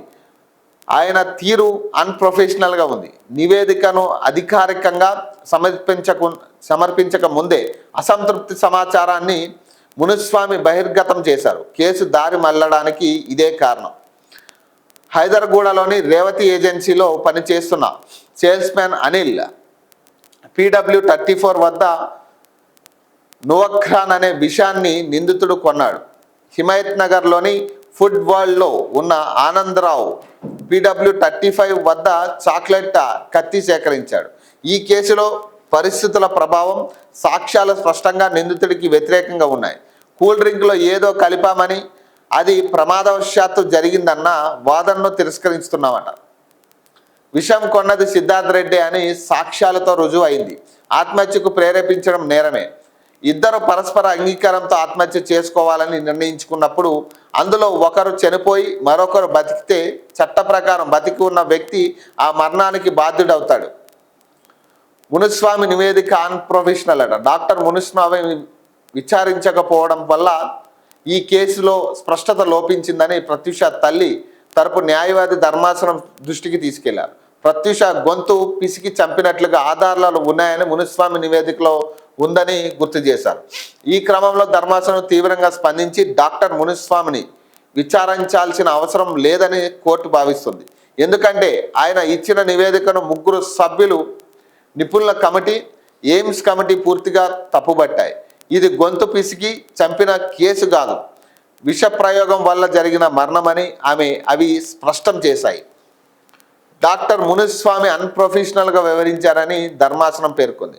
ప్రత్యూష మరణానికి విష ప్రయోగమే కారణమని, చేతులతో గొంతు నులిమి చంపినట్లు ఎటువంటి ఆధారాలు లేవని, ఆమె మరణానికి ముందు లైంగిక దాడి జరిగినట్లుగా ఆధారాలు లేవని డాక్టర్ ఎం నారాయణ రెడ్డి నేతృత్వంలోని కమిటీ నివేదిక ఇచ్చిన విషయాన్ని ధర్మాసనం గుర్తు చేసిందట. గొంతు పిసికి చంపడం ఆమె మరణానికి కారణం కాదు, ఆమెపై లైంగిక దాడి జరిగినట్టు ఆధారాలు దొరకలేదని, అత్యాచారం జరిగిందన్న సూచనలు లేనందున దర్యాప్తు కోసం ఆమె దుస్తులను సేకరించాల్సిన అవసరం పోలీసులకు రాలేదని సుప్రీంకోర్టు పేర్కొందట. మాకు న్యాయం జరగలేదు, నా కూతురి అత్యాచారం చేసి చంపేశారు, న్యాయం కోసం పోరాడతా ప్రత్యూష తల్లి అట.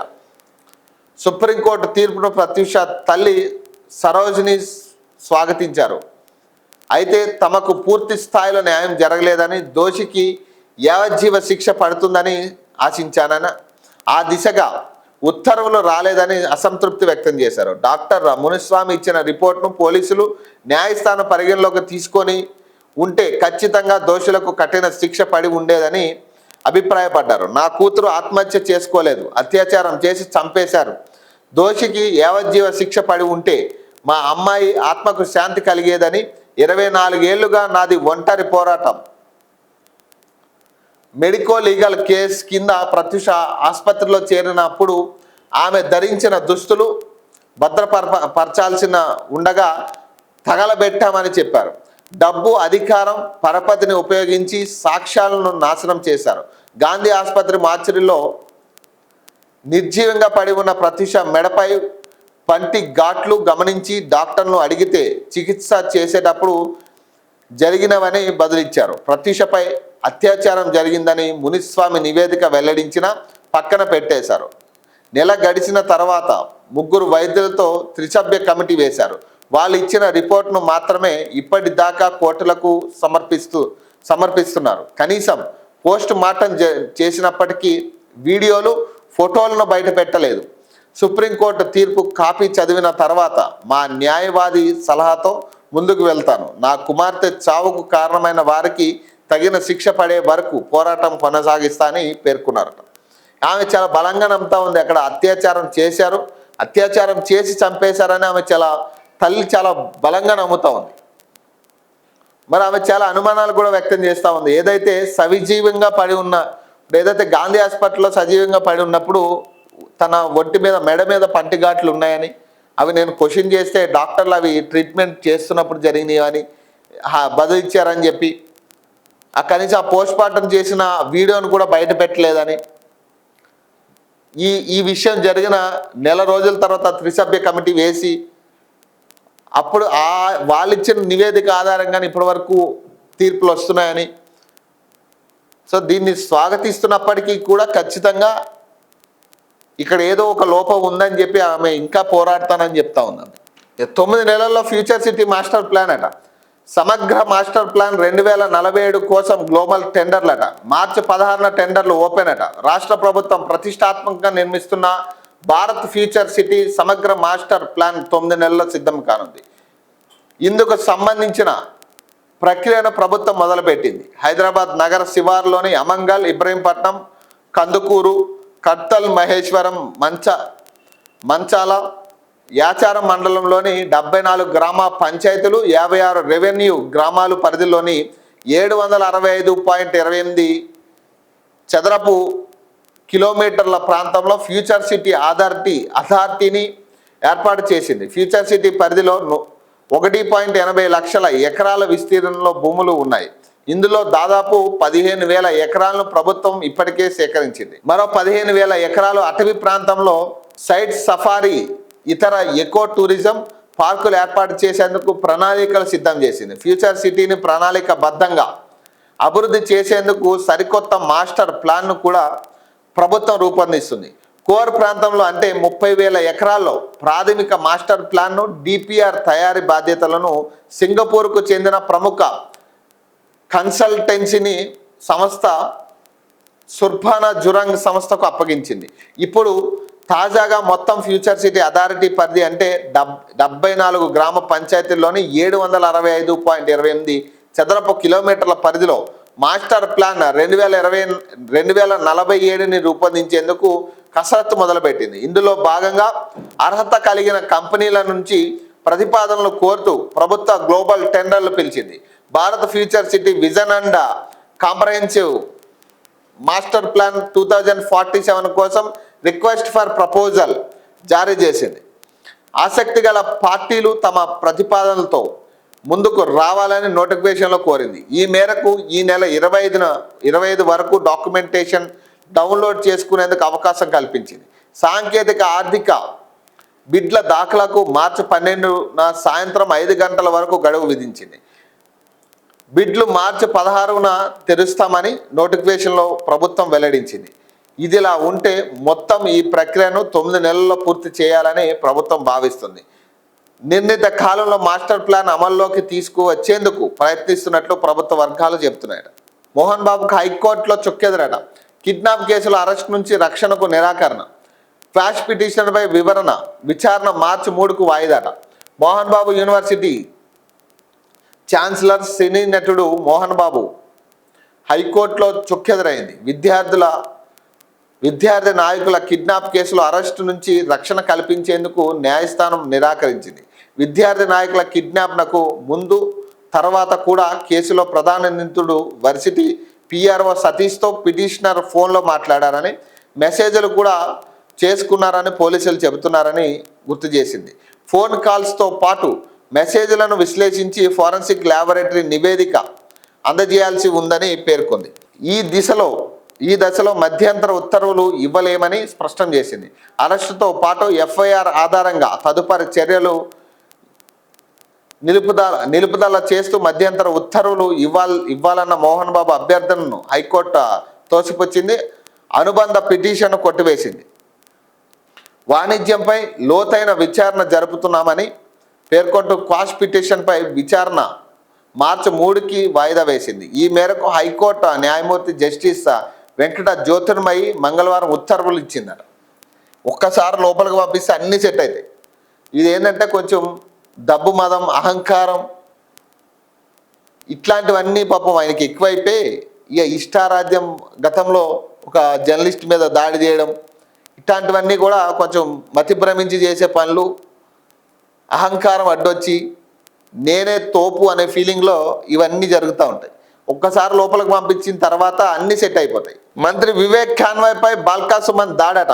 మంత్రి వెహికల్పై ట్రాఫిక్ కోన్ విసిరేసి వీరంగం అట. ఇది బాల్కా సుమన్ బీఆర్ఎస్ నాయకుడు, ప్రధాన నాయకుడు. మరి ఆయన ఈ రకంగా వ్యవహరించి ఆయన మీద కేసు కూడా అయింది. నిన్న అరెస్ట్ చేస్తారేమో, నిన్న రాత్రి అరెస్ట్ అవుతాడేమో అని పాపం బీఆర్ఎస్ వాళ్ళు చాలామంది ఎదురు చూసిరు. అరెస్ట్ అయితే కొంత గందరగోళం చేయొచ్చు, ఇంకా పెద్ద ఇష్యూ చేయొచ్చు, ప్రమోషన్ చేసుకోవచ్చు దీన్ని అని అనుకున్నారు. పాపం అరెస్ట్ అవ్వలే. ఏం చేస్తాం, ఇక కేసు అయితే నమోదైంది, అరెస్ట్ చేస్తారేమో, నైట్ తీసుకెళ్తారేమో అనుకున్నారు కానీ అరెస్ట్ చేయలే. ఇప్పుడు ఆయన కూడా అనుకుని ఉంటాడు, ఇప్పుడు ఆయనకు కూడా ఇదే కావాలి. ఓన్ బ్రాండింగ్ మెయింటైన్ చేస్తాడు ఆయన కూడా. బాల్కా సుమన్ కూడా ఓన్ బ్రాండింగ్ మెయింటైన్ చేస్తాడు ఆయన కూడా. ఎక్కడైనా ఏదైనా ఇష్యూ ఉంటే నేను ఉండాలనే గాడికి ముందుకెళ్ళి నిలబడతాడు ఆయన. మంత్రి వెహికల్పై ట్రాఫిక్ కోన్ విసిరేసి వీరంగం అట. ఎక్స్ అఫీషియల్ ఓట్లను అడ్డుకునే యత్నం అట. కేతనపల్లి మున్సిపాలిటీ వద్ద ఉద్రిక్తత. దాడిలో పోలీసులు, కాంగ్రెస్ కార్యకర్తలకు తీవ్ర గాయాలట. ఆందోళనకారులను చెదరగొట్టిన పోలీసులు, కౌన్సిలర్ల మధ్య గొడవ. చైర్పర్సన్ల ఎన్నిక వాయిదాట. మంచిర్యాల జిల్లాలోని Kethanapalli municipal chairperson, vice chairperson ఎన్నిక సందర్భంగా మాజీ ఎమ్మెల్యే బాల్కా సుమన్ ఆయన అనుచరులు వీరంగం సృష్టించారట. రాష్ట్ర కార్మిక గనుల శాఖ మంత్రి వివేక్ వెంకటస్వామి, పెద్దపల్లి ఎంపీ గెడ్డం వంశీకృష్ణ కాన్వాయ్పై రాళ్లతో దాడి చేశారట. మంత్రి వెహికల్ మీదకు ముందుగా బాల్కా సుమన్ ట్రాఫిక్ కోన్ విసరడంతో బీఆర్ఎస్, సిపిఐ కార్యకర్తలు రెచ్చిపోయారు. వీరి రాళ్ల దాడితో రామకృష్ణపురంకు వెళ్లే మార్గంలో రైల్వే ఫ్లైఓవర్ బ్రిడ్జ్ పరిసరాల రణరంగా మారారు. ఇక బాల్కా సుమన్ మీద ఈయన మాట్లాడుతున్నాడు. బాల్కా సుమన్ నీ రౌడీజం నడవదట. ఇక ఇటు ఇక వీళ్ళు తిట్టుకోవడానికే టైం సరిపోవట్లేదు. ఇక వాళ్ళు ఎక్కడ ఇప్పుడు ఒకటి క్లియర్గా మనం ఇందాక మాట్లాడుకున్నట్టుగా ఎన్ని గందరగోళాలు సృష్టించినా అధికార పార్టీకే పెచ్చొచ్చే పరిస్థితి ఉంటుంది. ఈ గందరగోళం సృష్టించడం వల్ల ఏమవుతుందంటే ప్రజల్లో ఇంకా ఎందుకురా వీలాంటి వాళ్ళకు ఓటేసినామని ఇంకా దిగజారిపోయే పరిస్థితి తప్పితే ఏముండదు. ఇప్పుడు అధికార పార్టీ ఆటోమేటిక్గా వాళ్ళని కొనే ప్రయత్నం చేస్తుంది. కొన్ని చోట్ల మీకు పెచ్చింగ్ వచ్చింది. గందరగోళం చేయడం కాదు కదా అక్కడ, అసలు ఫస్ట్ అక్కడ ఏం జరుగుతుంది అనేది చాలా ఇంపార్టెంట్ కదా. మీరు ఆధారాలతో బయట పెట్టండి. ఇగో ఇక్కడ అప్రజాస్వామ్యంగా ఇక్కడ ఎన్నిక అవుతా ఉంది, లేదా అప్రజాస్వామ్యంగా ఇక్కడ వీళ్ళు వ్యవహరిస్తున్నారని మీరు ఆధారాలు బయట పెట్టండి. అది కదా చేయాల్సింది మీరు.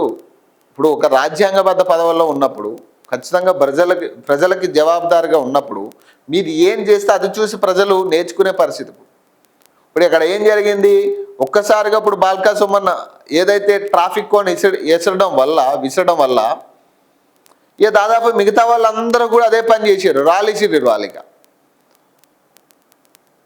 ఇప్పుడు ఏం జరుగుతుంది, ఇప్పుడు ఎవరి మీద దాడి చేసి, ఇప్పుడు మంత్రి ఇప్పుడు ఆయన ఏ పార్టీ అయినా సంబంధించిన వ్యక్తిగా అయి ఉండొచ్చు, కానీ ప్రజలు ఎన్నుకున్న మంత్రి ఆయన. పదవికైనా మనం గౌరవించాలి కదా. మరి బీఆర్ఎస్కి మరి ఎక్కడ చిత్తశుద్ధి ఉంది ఇక్కడ? దేన్ని పడితే దాన్ని ప్రమోషన్ చేసుకుంటామంటే ఎట్లా చెప్పండి? ప్రజల్లో ఒక గందరగోళం సృష్టించేసి ప్రభుత్వ అధికారుల మీద దాడులు చేసి, ప్రభుత్వంలో ఉన్న వాళ్ళ మీద, మినిస్టర్ల మీద దాడి చేసి, ఇక మీరు ఏం చెప్పాలనుకుంటున్నారు మీకనే అర్థం కావాలి కదా.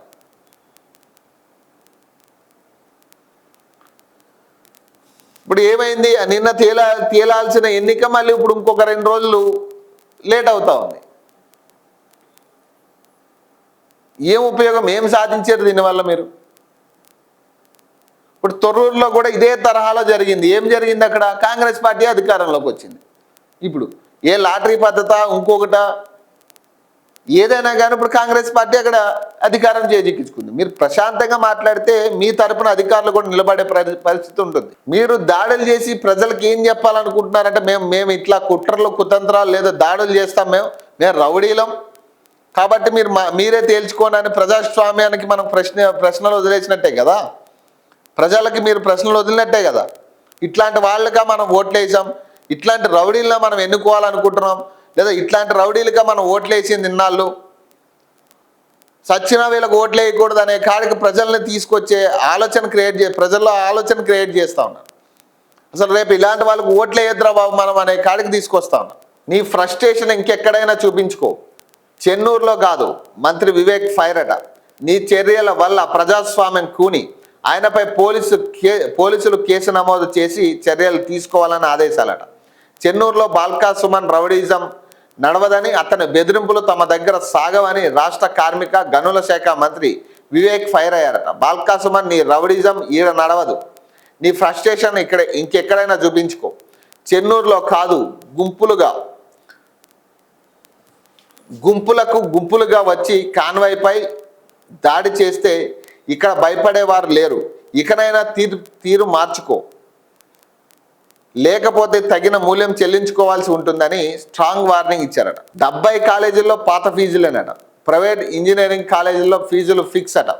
ప్రభుత్వానికి TIFRC నివేదిక, త్వరలోనే జీవో.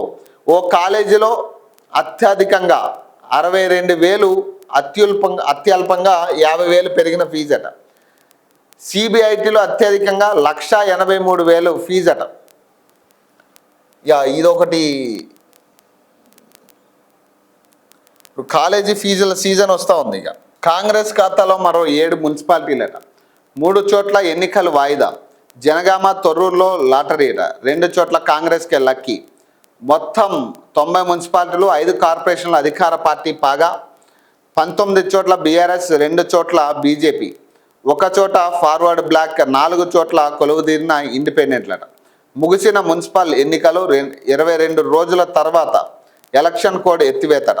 కాంగ్రెస్ ఖాతాలో మరో 7 మున్సిపాలిటీలు చేరాయి. దీంతో రాష్ట్రంలో మొత్తం 90 మున్సిపాలిటీలు, 5 కార్పొరేషన్ల అధికార పార్టీ పాగా వేసింది. 19 చోట్ల BRS గెలవగా కరీంనగర్ కార్పొరేషన్, నారాయణపేట మున్సిపాలిటీని BJP గెలుచుకున్నది. వడ్డేపల్లిలో ఫార్వర్డ్ బ్లాక్, బైంసా, జమ్మికుంట మున్సిపాలిటీలో ఇండిపెండెంట్లు కొలువుదీరారు.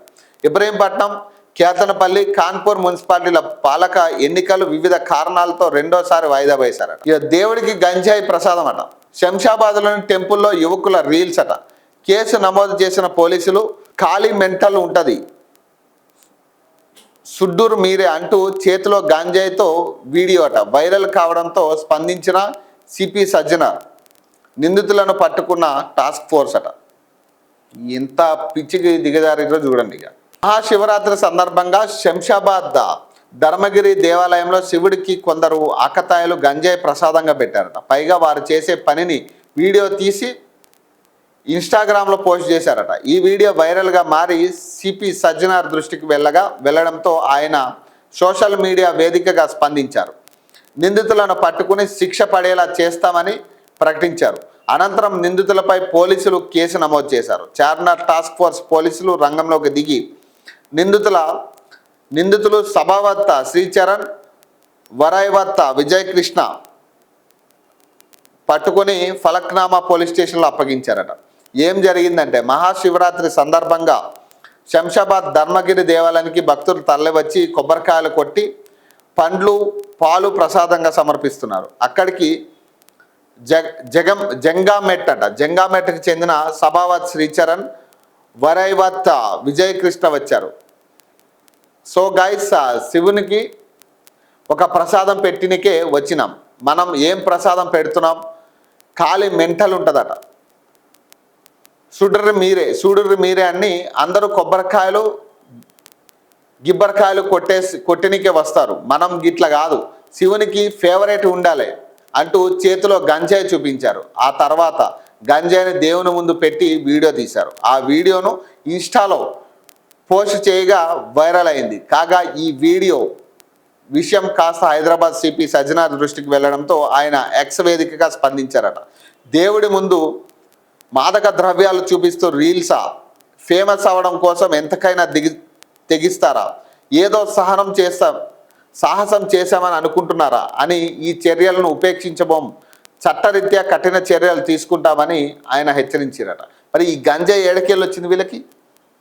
గంజాయి ఇప్పుడు రాష్ట్రం మొత్తం కూడా ఒకే తరహాలో గంజాయి రైడ్ జరుగుతూ ఉన్నాయి. పెద్ద ఎత్తున గంజాయి పట్టుకుంటున్నారు. తెలంగాణ ఇప్పుడు హైదరాబాద్లో కూడా చాలా చోట్ల గంజాయి పట్టుకున్నారు. మరి ఎట్లా వస్తుంది ఈ గంజాయి వీళ్ళకి? వాళ్ళు ఎంత 19-20 సంవత్సరాల పిల్లలు వాళ్ళు. మరి వాళ్ళ చేతికి ఎట్లా వచ్చింది గంజాయి? ఎవరమ్మిరు? ఫస్ట్ అది కదా మనం తీయాల్సింది. అది ఇప్పుడు వాళ్ళని పట్టుకున్న తర్వాత ఫస్ట్ తీయాల్సింది ఏంటంటే ఈ గంజాయి ఏడ దొరికింది మీకు. అసలు ఆ గంజాయిని మీరు ఎట్లా పట్టుకెళ్ళారు? ఏడ దొరికింది? ఎక్కడ కొన్నారు? ఇది కదా. ఈ లిస్ట్ మొత్తం తీస్తే తర్వాత అన్నీ వస్తాయి బయట. ఈ రీల్స్ పిచ్చి ఎట్లా తయారైందంటే చాలా ఏదో డిఫరెంట్గా చేస్తే రీల్స్ వైరల్ అవుతాయి అనే గాడికి తయారవుతుంది. మరి వీటిని అరికట్టే పరిస్థితి లేదు అంటే ఇక ఏం చేయలేని సిచ్యువేషన్లో ఉంది పంచాయతీ. వీళ్ళు వైరల్ అవ్వడానిక, ఫేమస్ అవ్వడానికి, కొన్ని వాళ్ళు ఏదైనా పెద్దగా సాధించేసి వీడియోలు పెట్టలే వాళ్ళు. మళ్ళీ దానికి పెద్ద బిల్డప్, మళ్ళీ పెద్ద అందరూ గిబ్బరికాయలు పెడతారు. మేము అట్లా కాదు, మేము డిఫరెంట్గా పెడతాం అని వాళ్ళు వీడియోలో కూడా ఇదే మాట్లాడారు. వాళ్ళు అందరూ కొబ్బరికాయలు పాలు గిబ్బరికాయలు అని పెడతారు. మేము అట్లా కాదు, మేము డిఫరెంట్ ఉండాలా అని చెప్పి ఆ ప్యాకెట్ ఏదైతే ఉందో గంజాయి ప్యాకెట్ శివుడి ముందు పెట్టిరట దేవుడి దగ్గర. ఎంత దరిద్రం, ఎంత ఘోరమో చూడండి అది. మరి ఏం చేయాలి వీళ్ళని? ఇప్పుడు అరచేతిలో ఫోన్ పెట్టి ఆగం చేస్తారట. వృద్ధుల సాయంతో మోసాలకు పాల్పడుతున్న సైబర్ నేరగాలట. అప్రమత్తంగా ఉండాలని సైబర్ క్రైమ్ పోలీసులు సూచనట. సైబర్ నేరగాళ్ళు కొత్త తరహా మోసాలకు తెరలేపారట. వృద్ధుల మధ్య వయసు వ్యక్తులను సైబర్ నేరాలకు డిజిటల్ ప్లాట్ఫామ్గా ఏర్పాటు చేసుకుంటున్నారట. వారితో ఇతరులు voice, finger print, face caption చేయించి ఆన్లైన్ లోన్స్ తీసుకుంటున్నారట. ఈ మోసాల తీరును Hyderabad cyber crime ACP Shivamaruthi మీడియాకు మంగళవారం వివరించారు. సోషల్ మీడియా ద్వారా డబ్బు ఆశ చూపి వృద్ధులు, మధ్య వయసు వారిని సైబర్ నేరాలు ట్రాప్ చేస్తున్నారట. వీరిని నేరాలకు ప్రేరేపిస్తున్నారు. వారి మొబైల్ ఫోన్లో ఆర్టిఫిషియల్ ఇంటెలిజెంట్ సంబంధిత బయోమెట్రిక్ ఐడెంటిటీ సాఫ్ట్వేర్ను ఇన్స్టాల్ చేస్తున్నారు. ఆ తర్వాత వారిని మాల్స్, మెట్రో స్టేషన్స్, మార్కెట్లు, పబ్లిక్ ప్లేసుల్లో ప్రొఫెషనల్ డ్రెస్లో పంపిస్తున్నారు. అనంతరం వృద్ధులు, మధ్య వయసు వ్యక్తులు బయోమెట్రిక్ ఐడెంటిటీ సాఫ్ట్వేర్ను ఇన్స్టాల్ చేసిన తమ ఫోన్లను ఇతరులకు ఇస్తున్నారు. ఫోన్ ఎలా వాడాలో తెలియదు, ఫంక్షన్ చెక్ చేయాలి, తప్పుగా బటన్ నొక్కాను అంటూ సహాయం కోరుతున్నారట. దాంతో సాయం చేసేందుకు ఫోన్ తీసుకుని ఆపరేట్ చేస్తున్న వ్యక్తి face recognition, finger print, voice వంటి బయోమెట్రిక్ డేటా క్యాప్చర్ అవుతున్నది. ఈ డేటాతో సైబర్ నేరగాళ్లు డిజిటల్ క్లోన్ సృష్టించి ఆన్లైన్ లోన్లు, క్రెడిట్, ఫైనాన్స్, క్యాష్ లోన్లు తీసుకుంటున్నారట. ఫలితంగా బాధితుల అకౌంట్లో డబ్బు నగదు తగ్గకపోయినా ఆన్లైన్ అప్పుల్లో మాత్రం కూరుకుపోతున్నారట. అందువల్ల గుర్తు తెలియని వ్యక్తుల మొబైల్ ఫోన్లు ఆపరేట్ చేసేటప్పుడు జాగ్రత్తగా ఉండాలని ప్రజలకు సైబర్ క్రైమ్ పోలీసులు సూచించారు. సో ఇప్పుడు కొత్త తరహా మోసం వచ్చింది, సైబర్ మోసం. ఏంది, ఈ వయసు పైబడిన వాళ్ళు, మిడిల్ ఏజ్ వాళ్ళు ఉంటారు కదా, వీళ్ళని వాళ్ళు కొంతమందిని తీసుకుని వాళ్ళకి ఒక ఏఐ టెక్నాలజీ ఉపయోగించి ఒక యాప్ని వాళ్ళ ఫోన్లో ఇన్స్టాల్ చేసి వాళ్ళని మాల్స్లోను, మల్టీప్లెక్స్లోను, లేదా ఈ మన మెట్రో స్టేషన్స్లోను వాళ్ళకి మంచి డ్రెస్సు వేసి ఆ మెట్రో స్టేషన్లో తిప్పుతూ ఉన్నారు. వాళ్ళు ఏంటంటే, మాకు ఫోన్ వాడడం రాదు, ఫంక్షన్ చెక్ చేసుకోవాలి, లేదా ఏదో బటన్ ఏదో తప్పు నొక్కినమ్మా, ఏదో ఆప్షన్కి పోయింది, ఇది కొంచెం చూడవా అని చెప్పి మన దగ్గరికి వస్తారు. వాళ్ళు వచ్చినప్పుడు మనం ఏం చేస్తాం, ముసలి వాళ్ళు కదా సాయం చేద్దాం అనే దాని మీద మనం ఆ ఫోన్ తీసి వాడతాం. మనం వాడినప్పుడు ఏంది, మన ఫింగర్ ప్రింట్, మన ఫేస్ రికగ్నైజేషను, ప్లస్ మన వాయిస్ కమాండింగ్, మనం మాట్లాడే దాన్ని కూడా అది రికార్డ్ చేసుకుని అన్నీ కూడా వాళ్ళు గ్యాదర్ చేసుకున్న తర్వాత మన పేరు మీద, మన ప్రమేయం లేకుండా మన పేరు మీద వాళ్ళు లోన్స్ తీసుకుంటున్నారు. కొన్ని లోన్ యాప్స్లోను వీటిలో లోన్స్కి అప్లై చేసి లోన్స్ తీసుకుని మన పేరు మీద వాళ్ళు కట్టకపోతే ఫోన్లు ఎవరికి వస్తాయి, ఆటోమేటిక్గా మనకే వస్తాయి. సో ఈ కొత్త తరహా క్రైమ్లు స్టార్ట్ అయినాయట. కాబట్టి ప్రజలందరూ ఒకటికి 2 సార్లు ఎవరైనా వచ్చి ఈ ఫోన్ వాడడం రావట్లేదు, కొంచెం ఇది చెక్ చేసి పెట్టండి అని మనకి ఇచ్చినప్పుడు 1-2 సార్లు మనం ఆలోచించుకోవాలి. సో వీలైనంత వరకు వాటిని కూడా అవాయిడ్ చేయాలనే కాడికి ఇప్పుడు వచ్చింది పరిస్థితి. కాబట్టి చాలా జాగ్రత్త వహించడం చాలా ఇంపార్టెంట్. ఎవరైనా వచ్చి కనుక ఈ ఫోన్ నాకు వాడడం రాదని కానీ ఒక స్మార్ట్ ఫోన్ ఇచ్చి చెప్తే కనుక ఖచ్చితంగా మీరు దాన్ని నిరాకరించడమా, లేకపోతే వివిధాలుగా మీకు దాన్ని నిరాకరించడం చాలా మంచిది. ఎందుకంటే బేసిక్గా ఒక్కసారి దేన్ని టచ్ చేస్తే ఏమవుతుందో తెలియని పరిస్థితులు. ఇప్పుడు ఏ ఫోన్ మనం హెల్ప్ చేద్దామని పోయి మనమే రిస్క్లో పడే పరిస్థితి వచ్చింది. సో కాబట్టి చాలా జాగ్రత్తగా ఉండాల్సిన సిచ్యువేషన్. ఐబొమ్మ రవికి బెయిల్ అట, షరతులతో హైకోర్టు మంజూరట. ఇక ఫైనల్గా పాపం ఇదొకటి చాలామంది వెయిట్ చేసి పాపం పెద్ద రచ్చ చేశారు దీనికి సంబంధించి. ఇక మనం కూడా ఆ రోజు చెప్పినాం, ఇప్పుడు బెయిల్ ఇవ్వడం అనేది పక్కన పెడితే అసలు ఆయన అకౌంట్ నుంచి ఎవరెవరికి ట్రాన్స్ఫర్ అయిన అమౌంట్, అసలు ఏ అకౌంట్ నుంచి ఆయనకి ట్రాన్స్ఫర్ అయిన అమౌంట్, ఐబొమ్మను బేస్ చేసుకుని చాలా betting apps, online gaming apps చాలా ప్రమోట్ చేసిండు ఆయన. అసలు ఈ డేటా మొత్తం ఎవరికి వెళ్ళింది, దాదాపు 50 లక్షల మంది డేటా ట్రాన్స్ఫర్ అయినట్టుగా ఆ రోజు వార్తల్లో చూసినాం మనం. మరి ఆ 50 లక్షల డేటాలో ఎవరి డేటా ఉంది, తెలంగాణ డేటానా, లేకపోతే తెలుగు స్టేట్స్ వాళ్ళ డేటానా, లేదా యావత్ ఇండియా మొత్తంలో ఉన్న ఇండియన్స్ డేటా ఉందా, అసలు ఈ డేటా ఎవరికి వెళ్ళింది, ఆ డేటాతో వాళ్ళు ఏం చేసారు, ఆ డేటాలో ఏమున్నాయి, ఇవన్నీ కూడా ఖచ్చితంగా పరిగణలోకి తీసుకుని వాటిని కూడా తేల్చాలి. ఎందుకంటే దాదాపు 50 లక్షల మంది డేటా రిస్క్లో ఉన్నట్టు ఈరోజు. ఐబొమ్మ యాప్లో వీడియో డౌన్లోడ్ చేసిన ప్రతి ఒక్కడి డేటా రిస్క్లోకి వెళ్ళినట్టే. కాబట్టి మరి వీటన్నిటిని తేల్చాలి కదా. ఐబొమ్మ రవి అలియాస్ ఇమ్మంది రవికి మంగళవారం హైకోర్టు షరతులతో కూడిన బెయిల్ మంజూరు చేసిందట. ఆయన్ను అరెస్ట్ చేసిన 90 రోజులు దాటినా ఛార్జ్షీట్ దాఖలు చేయకపోవడంతో బెయిల్ మంజూరు చేసింది. రవి దాఖలు చేసిన బెయిల్ పిటిషన్పై జస్టిస్ కె సుజన విచారణ చేపట్టారు. ఛార్జ్షీట్ అభియోగ పత్రం దాఖలు చేసే దాకా రోజు ఉదయం 11 నుంచి సాయంత్రం 5 గంటల్లోగా దర్యాప్తు నిమిత్తం SHO ముందు హాజరు కావాలని, పాస్పోర్ట్ను వారం రోజుల్లోగా సంబంధిత కోర్టులో స్వాధీనం చేయాలని, కోర్టు అనుమతి లేకుండా దేశం విడిచి వెళ్ళరాదని ఆదేశించారు. నివాసం, చిరునామా, ఫోన్ నెంబర్లు, ఈమెయిల్ ఐడీలు, డిజిటల్ పరికరాలను దర్యాప్తు అధికారులు అప్పగించాలని, ఏవైనా మార్పులుంటే వాటిపై కూడా సమాచారం ఇవ్వాలన్నారు. ఇంటర్నెట్ తదితరులు వినియోగించకూడదని తీర్పిచ్చిందట. ఇంకా 42% మీదే ఉన్నారు వీళ్ళుగా. అమలు చేయకపోతే తీవ్ర పరిణామాలట. Are Krishna warning. ఇంకా 42% ఏడుంది, ఇక దాదాపు 50% పైనే గెలుచుకుంటా ఉన్నారు బీసీలు. ఇంకా అదే 42% మీద ఎందుకు? ఇక అంటే మీరు మళ్ళీ ఇక దిగజార్చే పరిస్థితి. ఇప్పుడు అదే 42% మీద దాదాపు 50% పైచీలకు స్థానాలు బీసీలు గెలుచుకున్నారు. ఇప్పుడు మున్సిపాలిటీలో కూడా దాదాపు బీసీలకి 60% కంటే ఎక్కువ వచ్చింది. మరి ఇంకా అదే 42 స్థానానికి ఇంకా దిగజార్చే పరిస్థితి ఎందుకు? మీరు జనాభా ప్రాతిపదికన అడగండి. ఇప్పుడు 56% ఉందని జనాభా లెక్కల ప్రకారం వాళ్ళు తేల్చి చెప్పారు, కులగణన సర్వే ప్రకారం. మరి కులగణన సర్వే ప్రకారమే మీరు 56% ఇవ్వాలని చెప్పండి. మరి అసలు ఫస్ట్ దాన్ని పబ్లిక్ డొమైన్లో పెట్టమనండి ఆ కులగణన సర్వేని. ఇంకా మనం అదే 42% మీద ఉంటే ప్రభుత్వాలకు కూడా ఇంకా చులకన ఇంత జరిగే కూడా. ఇక మనం ఖచ్చితంగా 56%కి పోరాడాలి.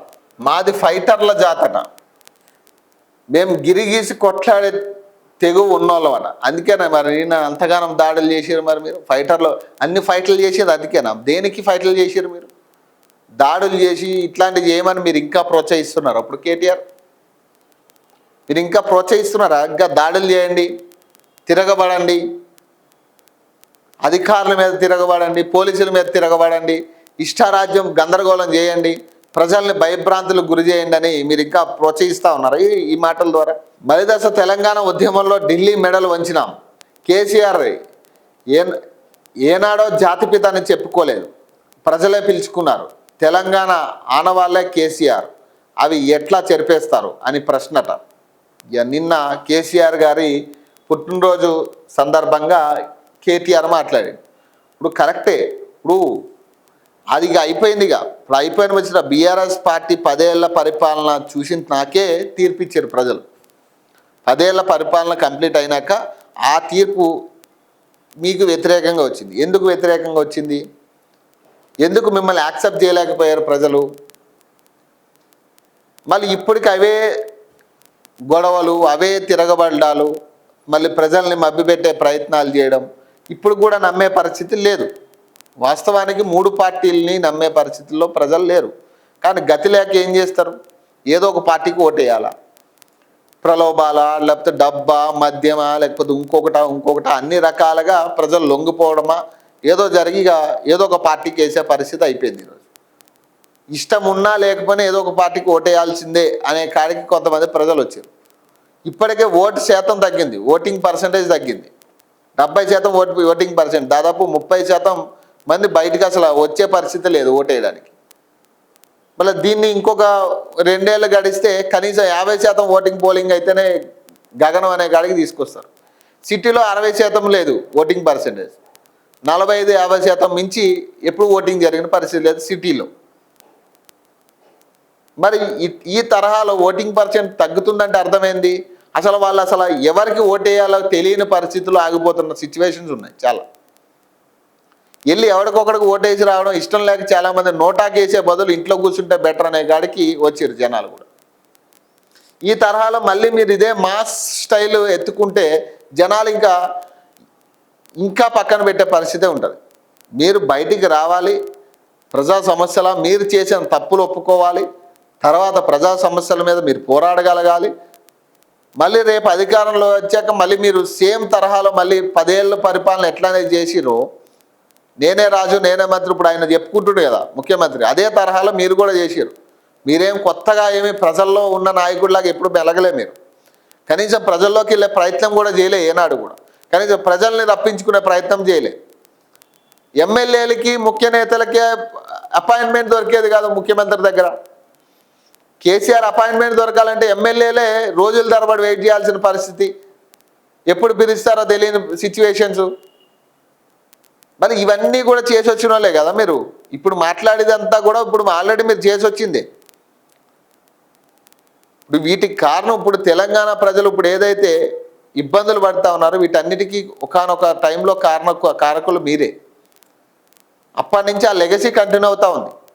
చిత్రహింసలు పెట్టడం, దొంగ హామీలు ఇవ్వడం, ఇట్లాంటివన్నీ కూడా మీ స్టైల్ ఆఫ్ ఇదే కంటిన్యూ అవుతూ ఉంది ఇప్పటికీ కూడా.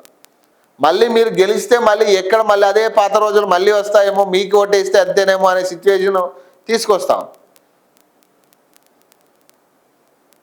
ఇక రాష్ట్రంలో బీజేపీనే ప్రత్యామ్నాయం అట, మున్సిపల్ ఫలితాలే నిదర్శనం అట. రామచంద్రరావు బైన్సాలో గెలుపు చరిత్రాత్మకం, అహంకారుల కోట బద్దలు కొట్టామట. కుటుంబ పార్టీలకు సిద్ధాంతాలు ఉండవు, బీజేపీకి బలం కార్యకర్తలైన కామెంట్ అట. స్టేట్ ఆఫీసులో ఘనంగా దీన్ దయాల్ శిక్షణ మహా బిఎస్ అట. ఇక ప్రత్యామ్నాయం ఏమో కానీ నాకు తెలిసి ప్రజల్లో కనీసం ఆలోచన కూడా లేదు కాంగ్రెస్ బీజేపీ పార్టీ ఒకటి ఉందని. ఆ స్థాయి క్రియేట్ చేసుకున్నారు. మొన్న మున్సిపల్ ఎన్నికల్లో పాపం ఎంతో కొంత ఇక రాజీ పడో ఏదో ఒక రకంగా కలిసి పనిచేయాలి, ఇక మనం ఇట్లా కాదు అని మోడీ ఇచ్చిన క్లాస్ పీకడం వల్ల, మోడీ ఇచ్చిన క్లాస్ ప్రభావం అయి ఉండొచ్చు ఏదో, కానీ మొత్తం మీద చాలా కష్టపడి అయితే పనిచేసారు మున్సిపల్లో. కానీ ఇదే తరహా కంటిన్యూ చేస్తారా అనేది కూడా మళ్ళీ మీకే తెలియని అంశం అది. ఇదే తరహా కనుక నాయకులు కంటిన్యూ చేస్తే మేబీ సెకండ్ పొజిషన్లో వస్తుందేమో, కానీ కనీసం అది కంటిన్యూ అవుతుందంటే మీకే డౌట్. అది మీ నాయకులు సక్రమంగా పనిచేస్తారా, కంటిన్యూగా ఇదే తరహాలో ఇంత సీరియస్గా పనిచేస్తారంటే అది జీరో, తెలీదు. సో అది లోపించే ఇన్నాళ్ళు మీరు థర్డ్ ప్లేస్లోకి పరిమితమయ్యారు. కాబట్టి ఇప్పటికైనా దాన్ని మీరు కొంచెం కరెక్ట్ చేసుకుంటే బాగుంటుంది. ఇక మంత్రులకు టెన్షన్ అట. రేపే హస్తినాలో సీఎం పిసిసి చీఫ్ మినిస్టర్లతో ఏఐసిసి సమావేశం అట. ఒక్కొక్కరితో విడివిడిగా భేటీ కానున్న అగ్రనేతలట. నేడు ఢిల్లీకి అమర్చిలు అధిష్టానం వద్ద ఇప్పటికే ప్రోగ్రెస్ రిపోర్ట్ అట. అవినీతి ఆరోపణలు, కుటుంబ సభ్యుల జోక్యంపై ఆరా తీసే ఛాన్స్ అట. ఏం క్లాస్ తీసుకుంటారనే మంత్రుల్లో ఆందోళన అట. ఢిల్లీ మీటింగ్ ఇప్పుడు రాష్ట్ర మంత్రుల్లో హాట్ టాపిక్గా మారింది. రేపు ఏఐసిసి నేతలు సీఎం పిసిసి చీఫ్తో పాటు మంత్రులతో ఢిల్లీలో సమావేశం కానున్నారు. రాష్ట్రంలో పార్టీ ప్రభుత్వ పరిస్థితులపై సమీక్షించనున్నారు. వారి వద్ద ఉన్న ప్రోగ్రెస్ రిపోర్ట్ ఆధారంగా ఒక్కో మంత్రి విడివిడిగా పిలిచి మాట్లాడుతున్నారు. దీంతో అసలు ఢిల్లీ మీటింగ్లో ఏం జరగనుందని, అధిష్టానం ఎవరికి క్లాస్ తీసుకుంటుందని, ఎవరిని మెచ్చుకుంటుందని, అసలు తమ ప్రోగ్రెస్ రిపోర్ట్లో ఏముంది అనే టెన్షన్ మంత్రుల్లో నెలకొన్నదట. తమ పనితీరుపై హైకమాండ్ రెస్పాన్స్ ఎలా ఉంటుందని మెజార్టీ మంత్రుల్లో ఆందోళన కనిపిస్తుంది. ఈ క్రమంలోనే నేడు సాయంత్రం వారంతా ఢిల్లీకి చేరుకోనున్నారు. జూబ్లీహిల్స్ బైపోల్, పంచాయతీ, మున్సిపల్ ఎన్నికల్లో వారి పనితీరుపై సమీక్ష ఉంటుందని సమాచారం అట. మంత్రుల పెర్ఫార్మెన్స్ పై అధిష్టానం వద్ద ఇప్పటికే పలు నివేదికలు ఉన్నట్లు తెలిసింది. మంత్రులు, పార్టీ అధ్యక్షుడు పనితీరుపై పార్టీ ఇన్ఛార్జ్ మీనాక్షి నటరాజన్ ఎప్పటికప్పుడు నివేదికలు సమర్పిస్తున్నారు. ఈ మధ్య ఢిల్లీ పర్యటనలో భాగంగా సీఎం రేవంత్ సైతం మినిస్టర్ల పెర్ఫార్మెన్స్ పై హైకమాండ్కు నివేదిక ఇచ్చినట్లు తెలుస్తుంది. అధిష్టానం సైతం ఆ రెండు నివేదికలతో సంబంధం లేకుండా ప్రత్యేక దూతల ద్వారా మరో నివేదిక తెప్పించుకున్నట్లు ప్రచారం జరుగుతున్నది. వాటన్నిటిని స్టడీ చేసిన ఏఐసిసి నేతలు మంత్రుల పనితీరుపై ఓ అవగాహనకు వచ్చినట్లు సమాచారం. ఈ సందర్భంగా ఒక్కొక్క మంత్రిని విడివిడిగా పిలిచి ఆ నివేదికలోని నెగటివ్ అంశాలపై వివరణ తీసుకునే అవకాశం ఉందని ప్రచారం జరుగుతున్నది. కొంతమంది మంత్రులకు వ్యతిరేకంగా అధిష్టానానికి ఫిర్యాదులు సైతం అందినట్లు తెలుస్తున్నది. అందులో సహచర మంత్రుల కంప్లైంట్ సైతం ఉన్నట్లు సమాచారం. వీటన్నిటిపై అధిష్టానం వివరణ తీసుకునే ఛాన్స్ ఉంటుందనే చర్చ పార్టీ వర్గాల్లో జరుగుతున్నది. మెజార్టీ మంత్రులపై అవినీతి ఆరోపణలు ఉన్నాయి. కొందరైతే తమ శాఖలో అవినీతికి తోడు తమ జిల్లాలో భూ వివాదాలు, రియల్ ఎస్టేట్, కన్స్ట్రక్షన్ వ్యాపారాలతో వాటాలు, ఇసుక మాఫియాతో సంబంధాలు కొనసాగిస్తున్నట్లు ఫిర్యాదులు వస్తున్నాయి. కొందరు మంత్రులు అధికారులతో గొడవ పడడం, వారిని అవమానపరిచే విధంగా వ్యవహరిస్తున్నట్లు కంప్లైంట్స్ ఉన్న ఈ మధ్య తలెత్తిన కొన్ని వివాదాలు అటు ప్రభుత్వానికి ఇటు పార్టీకి పెద్ద తలనొప్పుగా మారాయి. వీటన్నిటిపై అధిష్టానం మంత్రుల నుంచి వివరణ తీసుకుంటుందని ప్రచారం జరుగుతున్నది. కొన్ని శాఖల్లో మంత్రుల కంటే వారి కుటుంబ సభ్యుల జోక్యమే ఎక్కువగా ఉందనే ఆరోపణలు అధిష్టానానికి చేరినట్లు తెలుస్తుంది. సంబంధిత శాఖలో ఏ చిన్న పని కావాలన్నా ఫ్యామిలీ మెంబర్స్ అనుమతి అవసరమనే ఆరోపణలు ఉన్నాయి. కొన్ని డిపార్ట్మెంట్స్లో ప్రతి ఫైల్ను సన్నిహితులు మానిటరింగ్ చేస్తున్నట్లు ఫిర్యాదులు చాలా కాలంగా ఉన్నాయి. వీటన్నిటిపై అధిష్టానం కౌన్సిలింగ్ ఇచ్చే అవకాశం ఉందని తెలుస్తున్నది. ఇక ఏముంటుంది ఇప్పుడు, ఒకటి ఇంత పెద్ద వార్తలో ఒక చిన్న అంశం ఏంటంటే ఇక క్లాసుల పీకుడు ఏముండదు, క్లాసుల పీకుడు ఏముండదు. ఈ సూట్ కేసులు, ఈ ఎంత ఎంత అవసరం ఉంది, ఎందుకంటే ఎన్నికలు దగ్గర పడతా ఉన్నాయి. రాబోయే ఎన్నికలకి ఖర్చులు ఎట్లా, ఎవరెంత కమిషన్లు ఇవ్వాలి, ఇదంతా డీలింగ్ ఉంటుంది. అంతేగాని ఎక్కడా కూడా ఈ పనితీరు మీద హెచ్చరించే పరిస్థితి ఉండదు. ఎందుకంటే రెండు చోట్ల కాంగ్రెస్ పార్టీ గెలిచింది, ఈ 2 చోట్ల కూడా పోయేటట్టు ఉంది. కాబట్టి ఇప్పుడు ఈ మంత్రులను తిట్టి ఉపయోగం ఏముండదు, మంత్రులను తిట్టడం వల్ల ఉపయోగం ఏముండదు వాళ్ళకి. ఇక్కడ ఏం చేయాలి, వీళ్ళు ఎంత కమిషన్లు వేయాలి, ఇక రాబోయే ఎన్నికలకి ఎంత బడ్జెట్ అవుతుంది, ఇప్పటిదాకా ఎంత బడ్జెట్ సమకూరింది కేంద్రానికి. అసలు ఏఐసిసి మెంబర్స్ అంతా ఇదే మాట్లాడతారు. రాబోయే ఎన్నికలకి ఎంత ఖర్చు పెట్టాలి, ఎంత వసూలు చేయాలి క్యాండిడేట్ల దగ్గర నుంచి, జిహెచ్ఎంసీ క్యాండిడేట్లుగా పెట్టడానికి ఎంత వసూలు చేయాలి మనిషికి, ఇవే ఉంటాయి మీటింగ్. అంతకుమించి ఏ మీటింగ్ ఉండదు ఇక్కడ. అంతకుమించి గొప్పగా ప్రజల గురించి ఆలోచించి మంత్రులు క్లాస్ బికి పని చక్కగా చేయండి అనే కాడికి ఉండదు ఇక్కడ. ప్రజలు అనేది అసలు జీరో. పాలిటిక్స్లో యాక్చువల్లీ ప్రజల కోసం పనిచేయడానికే పాలిటిక్స్, కానీ ప్రజల కోసం పనిచేసేది జీరో, స్వార్థంగా పనిచేసుకునేదే ఎక్కువ పొలిటికల్లో ఇప్పుడున్న పరిస్థితుల్లో. సో అదే తరహా ఇక్కడ ప్రజలు అనే మాట రాదు. చేసుకోండి, కమిషన్లు ఇంత ఇవ్వండి, మీరు ఇంత కమిషన్ ఇవ్వట్లే. ఇప్పుడు ఇక్కడ డీలింగ్ ఎట్లా ఉంటుంది, వీళ్ళ దగ్గర మాటలు కూర్చోబెడతారు, విడివిడిగా పిలుస్తారు మంత్రుల్ని. చెప్పు, నీ మీద ఇన్ని ఆరోపణలు ఉన్నాయి, ఇక్కడ నువ్వు తెలియకుండా పైసలు తీసుకుంటున్నావు, మరి ఆ పైసల మాట ఏమిటి, మరి మా దగ్గరికి దాని మీద కమిషన్ రాలేదు కాబట్టి ఈసారి నుంచే వాటికి సంబంధించిన కమిషన్ కూడా మాకు ఇంత కావాలని వీళ్ళు వాటాలు పంచుకుంటారు తప్పితే పెద్దగా ఒరిగేది ఏముండదు దీనివల్ల ప్రజలకి. మళ్ళీ రేపు వచ్చిన తర్వాత ఏం చేస్తారంటే దాంట్లో కూడా వాటా ప్రతి నెల పంపించాలి, అంతే. అదే జరుగుతుంది, అంతకుమించి కొత్తగా జరిగేది ఏముండదు ఇందులో. మంత్రులపై చర్యలు ఉంటాయా? ఢిల్లీ మీటింగ్ తర్వాత పనితీరు సరిగ్గా లేని మంత్రులపై ఏం యాక్షన్ తీసుకుంటారు? క్యాబినెట్ నుంచి తప్పిస్తారా? కేవలం శాఖల మార్పు వరకే పరిమితం అవుతుందా అనే చర్చ పార్టీ వర్గాల్లో జరుగుతున్నది. ప్రస్తుతం ఎంపీటీసీ జెడ్పీటీసీ ఎన్నికలు ఉన్నాయి. ఆ తర్వాత గ్రేటర్ హైదరాబాద్, సైబరాబాద్, మల్కాజ్గిరి మున్సిపల్ కార్పొరేషన్ల ఎన్నికలు ఉంటాయి.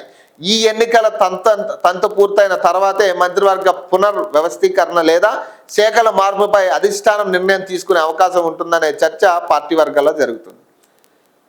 ఈ పిసిసి అధ్యక్షుడిగా బాధ్యతలు తీసుకున్న తర్వాత మహేష్ కుమార్ గౌడ్ వ్యవహరించిన తీరు పార్టీకి ఏ మేరకు ఉపయోగపడిందో అనే అంశంపై కూడా అధిష్టానం నిర్ణయానికి వచ్చినట్లు తెలుస్తుంది. ఈ సందర్భంగా ప్రభుత్వ కార్యక్రమాలను ప్రజల్లోకి తీసుకెళ్లేందుకు పార్టీ నిర్వహించిన కార్యక్రమాలపై ఆరా తీయనున్నారు. అలాగే ఏఐసిసి పిలుపు ఇచ్చిన ప్రోగ్రామ్స్ను ఏ మేరకు సక్సెస్ చేశారోననే అంశంపై కూడా హైకమాండ్ వద్ద నివేదిక ఉన్నట్లు తెలిసిందట. అది పంచాయతీ ఏముండదు ఇందులో, ఎవరిని తప్పించే ప్రయత్నం ఉండదు, ఎవరిని ఇది చేసే ప్రయత్నం ఉండదు. కేవలం ఇది ఒక బిజినెస్ వ్యవహారం అన్నమాట. డీలింగ్ ఎంత ఏంటి, దేని నుంచి మాకు కమిషన్ రావట్లేదు, వాటికి సంబంధించి మాట్లాడతారు. ఉద్యోగుల్లో కొత్త కార్పొరేషన్ల చిచ్చట, జిహెచ్ఎంసీ ఎంప్లాయీస్ బదిలీ వివాదాస్పదం, ఉద్యమ కార్యాచరణకు ఉద్యోగ సంఘాల జేఏసీ ఏర్పాటట. 3 కొత్త కార్పొరేషన్లు ఏర్పాటు చేసిన తర్వాత చేపట్టిన జిహెచ్ఎంసీ ఉద్యోగుల బదిలీ పదోన్నతుల ప్రక్రియ వారిలో చిచ్చు రేపుతుంది. ఉద్యోగుల నుంచి కనీస అభిప్రాయం, ఆప్షన్లు తీసుకోకుండానే ఏకపక్షంగా బదిలీలు చేపట్టడంపై వారంతా ఒకంత ఆందోళనకు గురవుతున్నారు. ఈ క్రమంలో ఉద్యోగుల సమస్యలను పరిష్కరించి న్యాయం చేసేందుకు 9 ఉద్యోగ కార్మిక సంఘాల జాయింట్ యాక్షన్ సమావేశం మంగళవారం ప్రధాన కార్యాలయంలో నిర్వహించారు.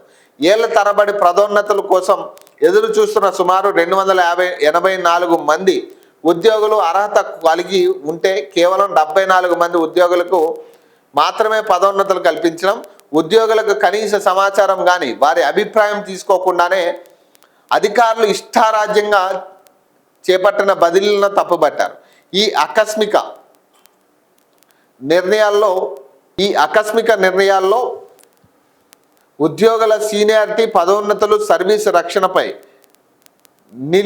నీలినీడలుగా కమ్ముకున్నాయని జేఏసీ నేతలు ఆందోళన వ్యక్తం చేశారు. 3 కొత్త కార్పొరేషన్ల ఏర్పాటు తర్వాత ఉద్యోగుల సీనియారిటీని ఎలా పరిగణలోకి తీసుకోరంటూ అంశంపై స్పష్టత లేకపోవడం ప్రధాన సమస్యగా మారిందని, 3 కార్పొరేషన్లకు కలిపి కామన్ సీనియారిటీ ఉంటుందా లేదా విడివిడిగా జాబితాలు రూపొందిస్తారా అన్నది తేలకపోవడంతో తమ కెరియర్ దెబ్బతింటుందని ఉద్యోగులు ఆందోళన చేపడుతున్నారు. జేఏసీ వెల్లడించింది. పాత జిహెచ్ఎంసీ సిబ్బంది విలీనమైన మున్సిపాలిటీల సిబ్బందికి మధ్య సీనియారిటీ విషయంలో ఎలాంటి వివాదాలు తలెత్తకుండా ప్రభుత్వం పారదర్శకమైన మార్గదర్శకాలు వెంటనే విడుదల చేయాలని జేఏసీ నేతలు డిమాండ్ చేశారట.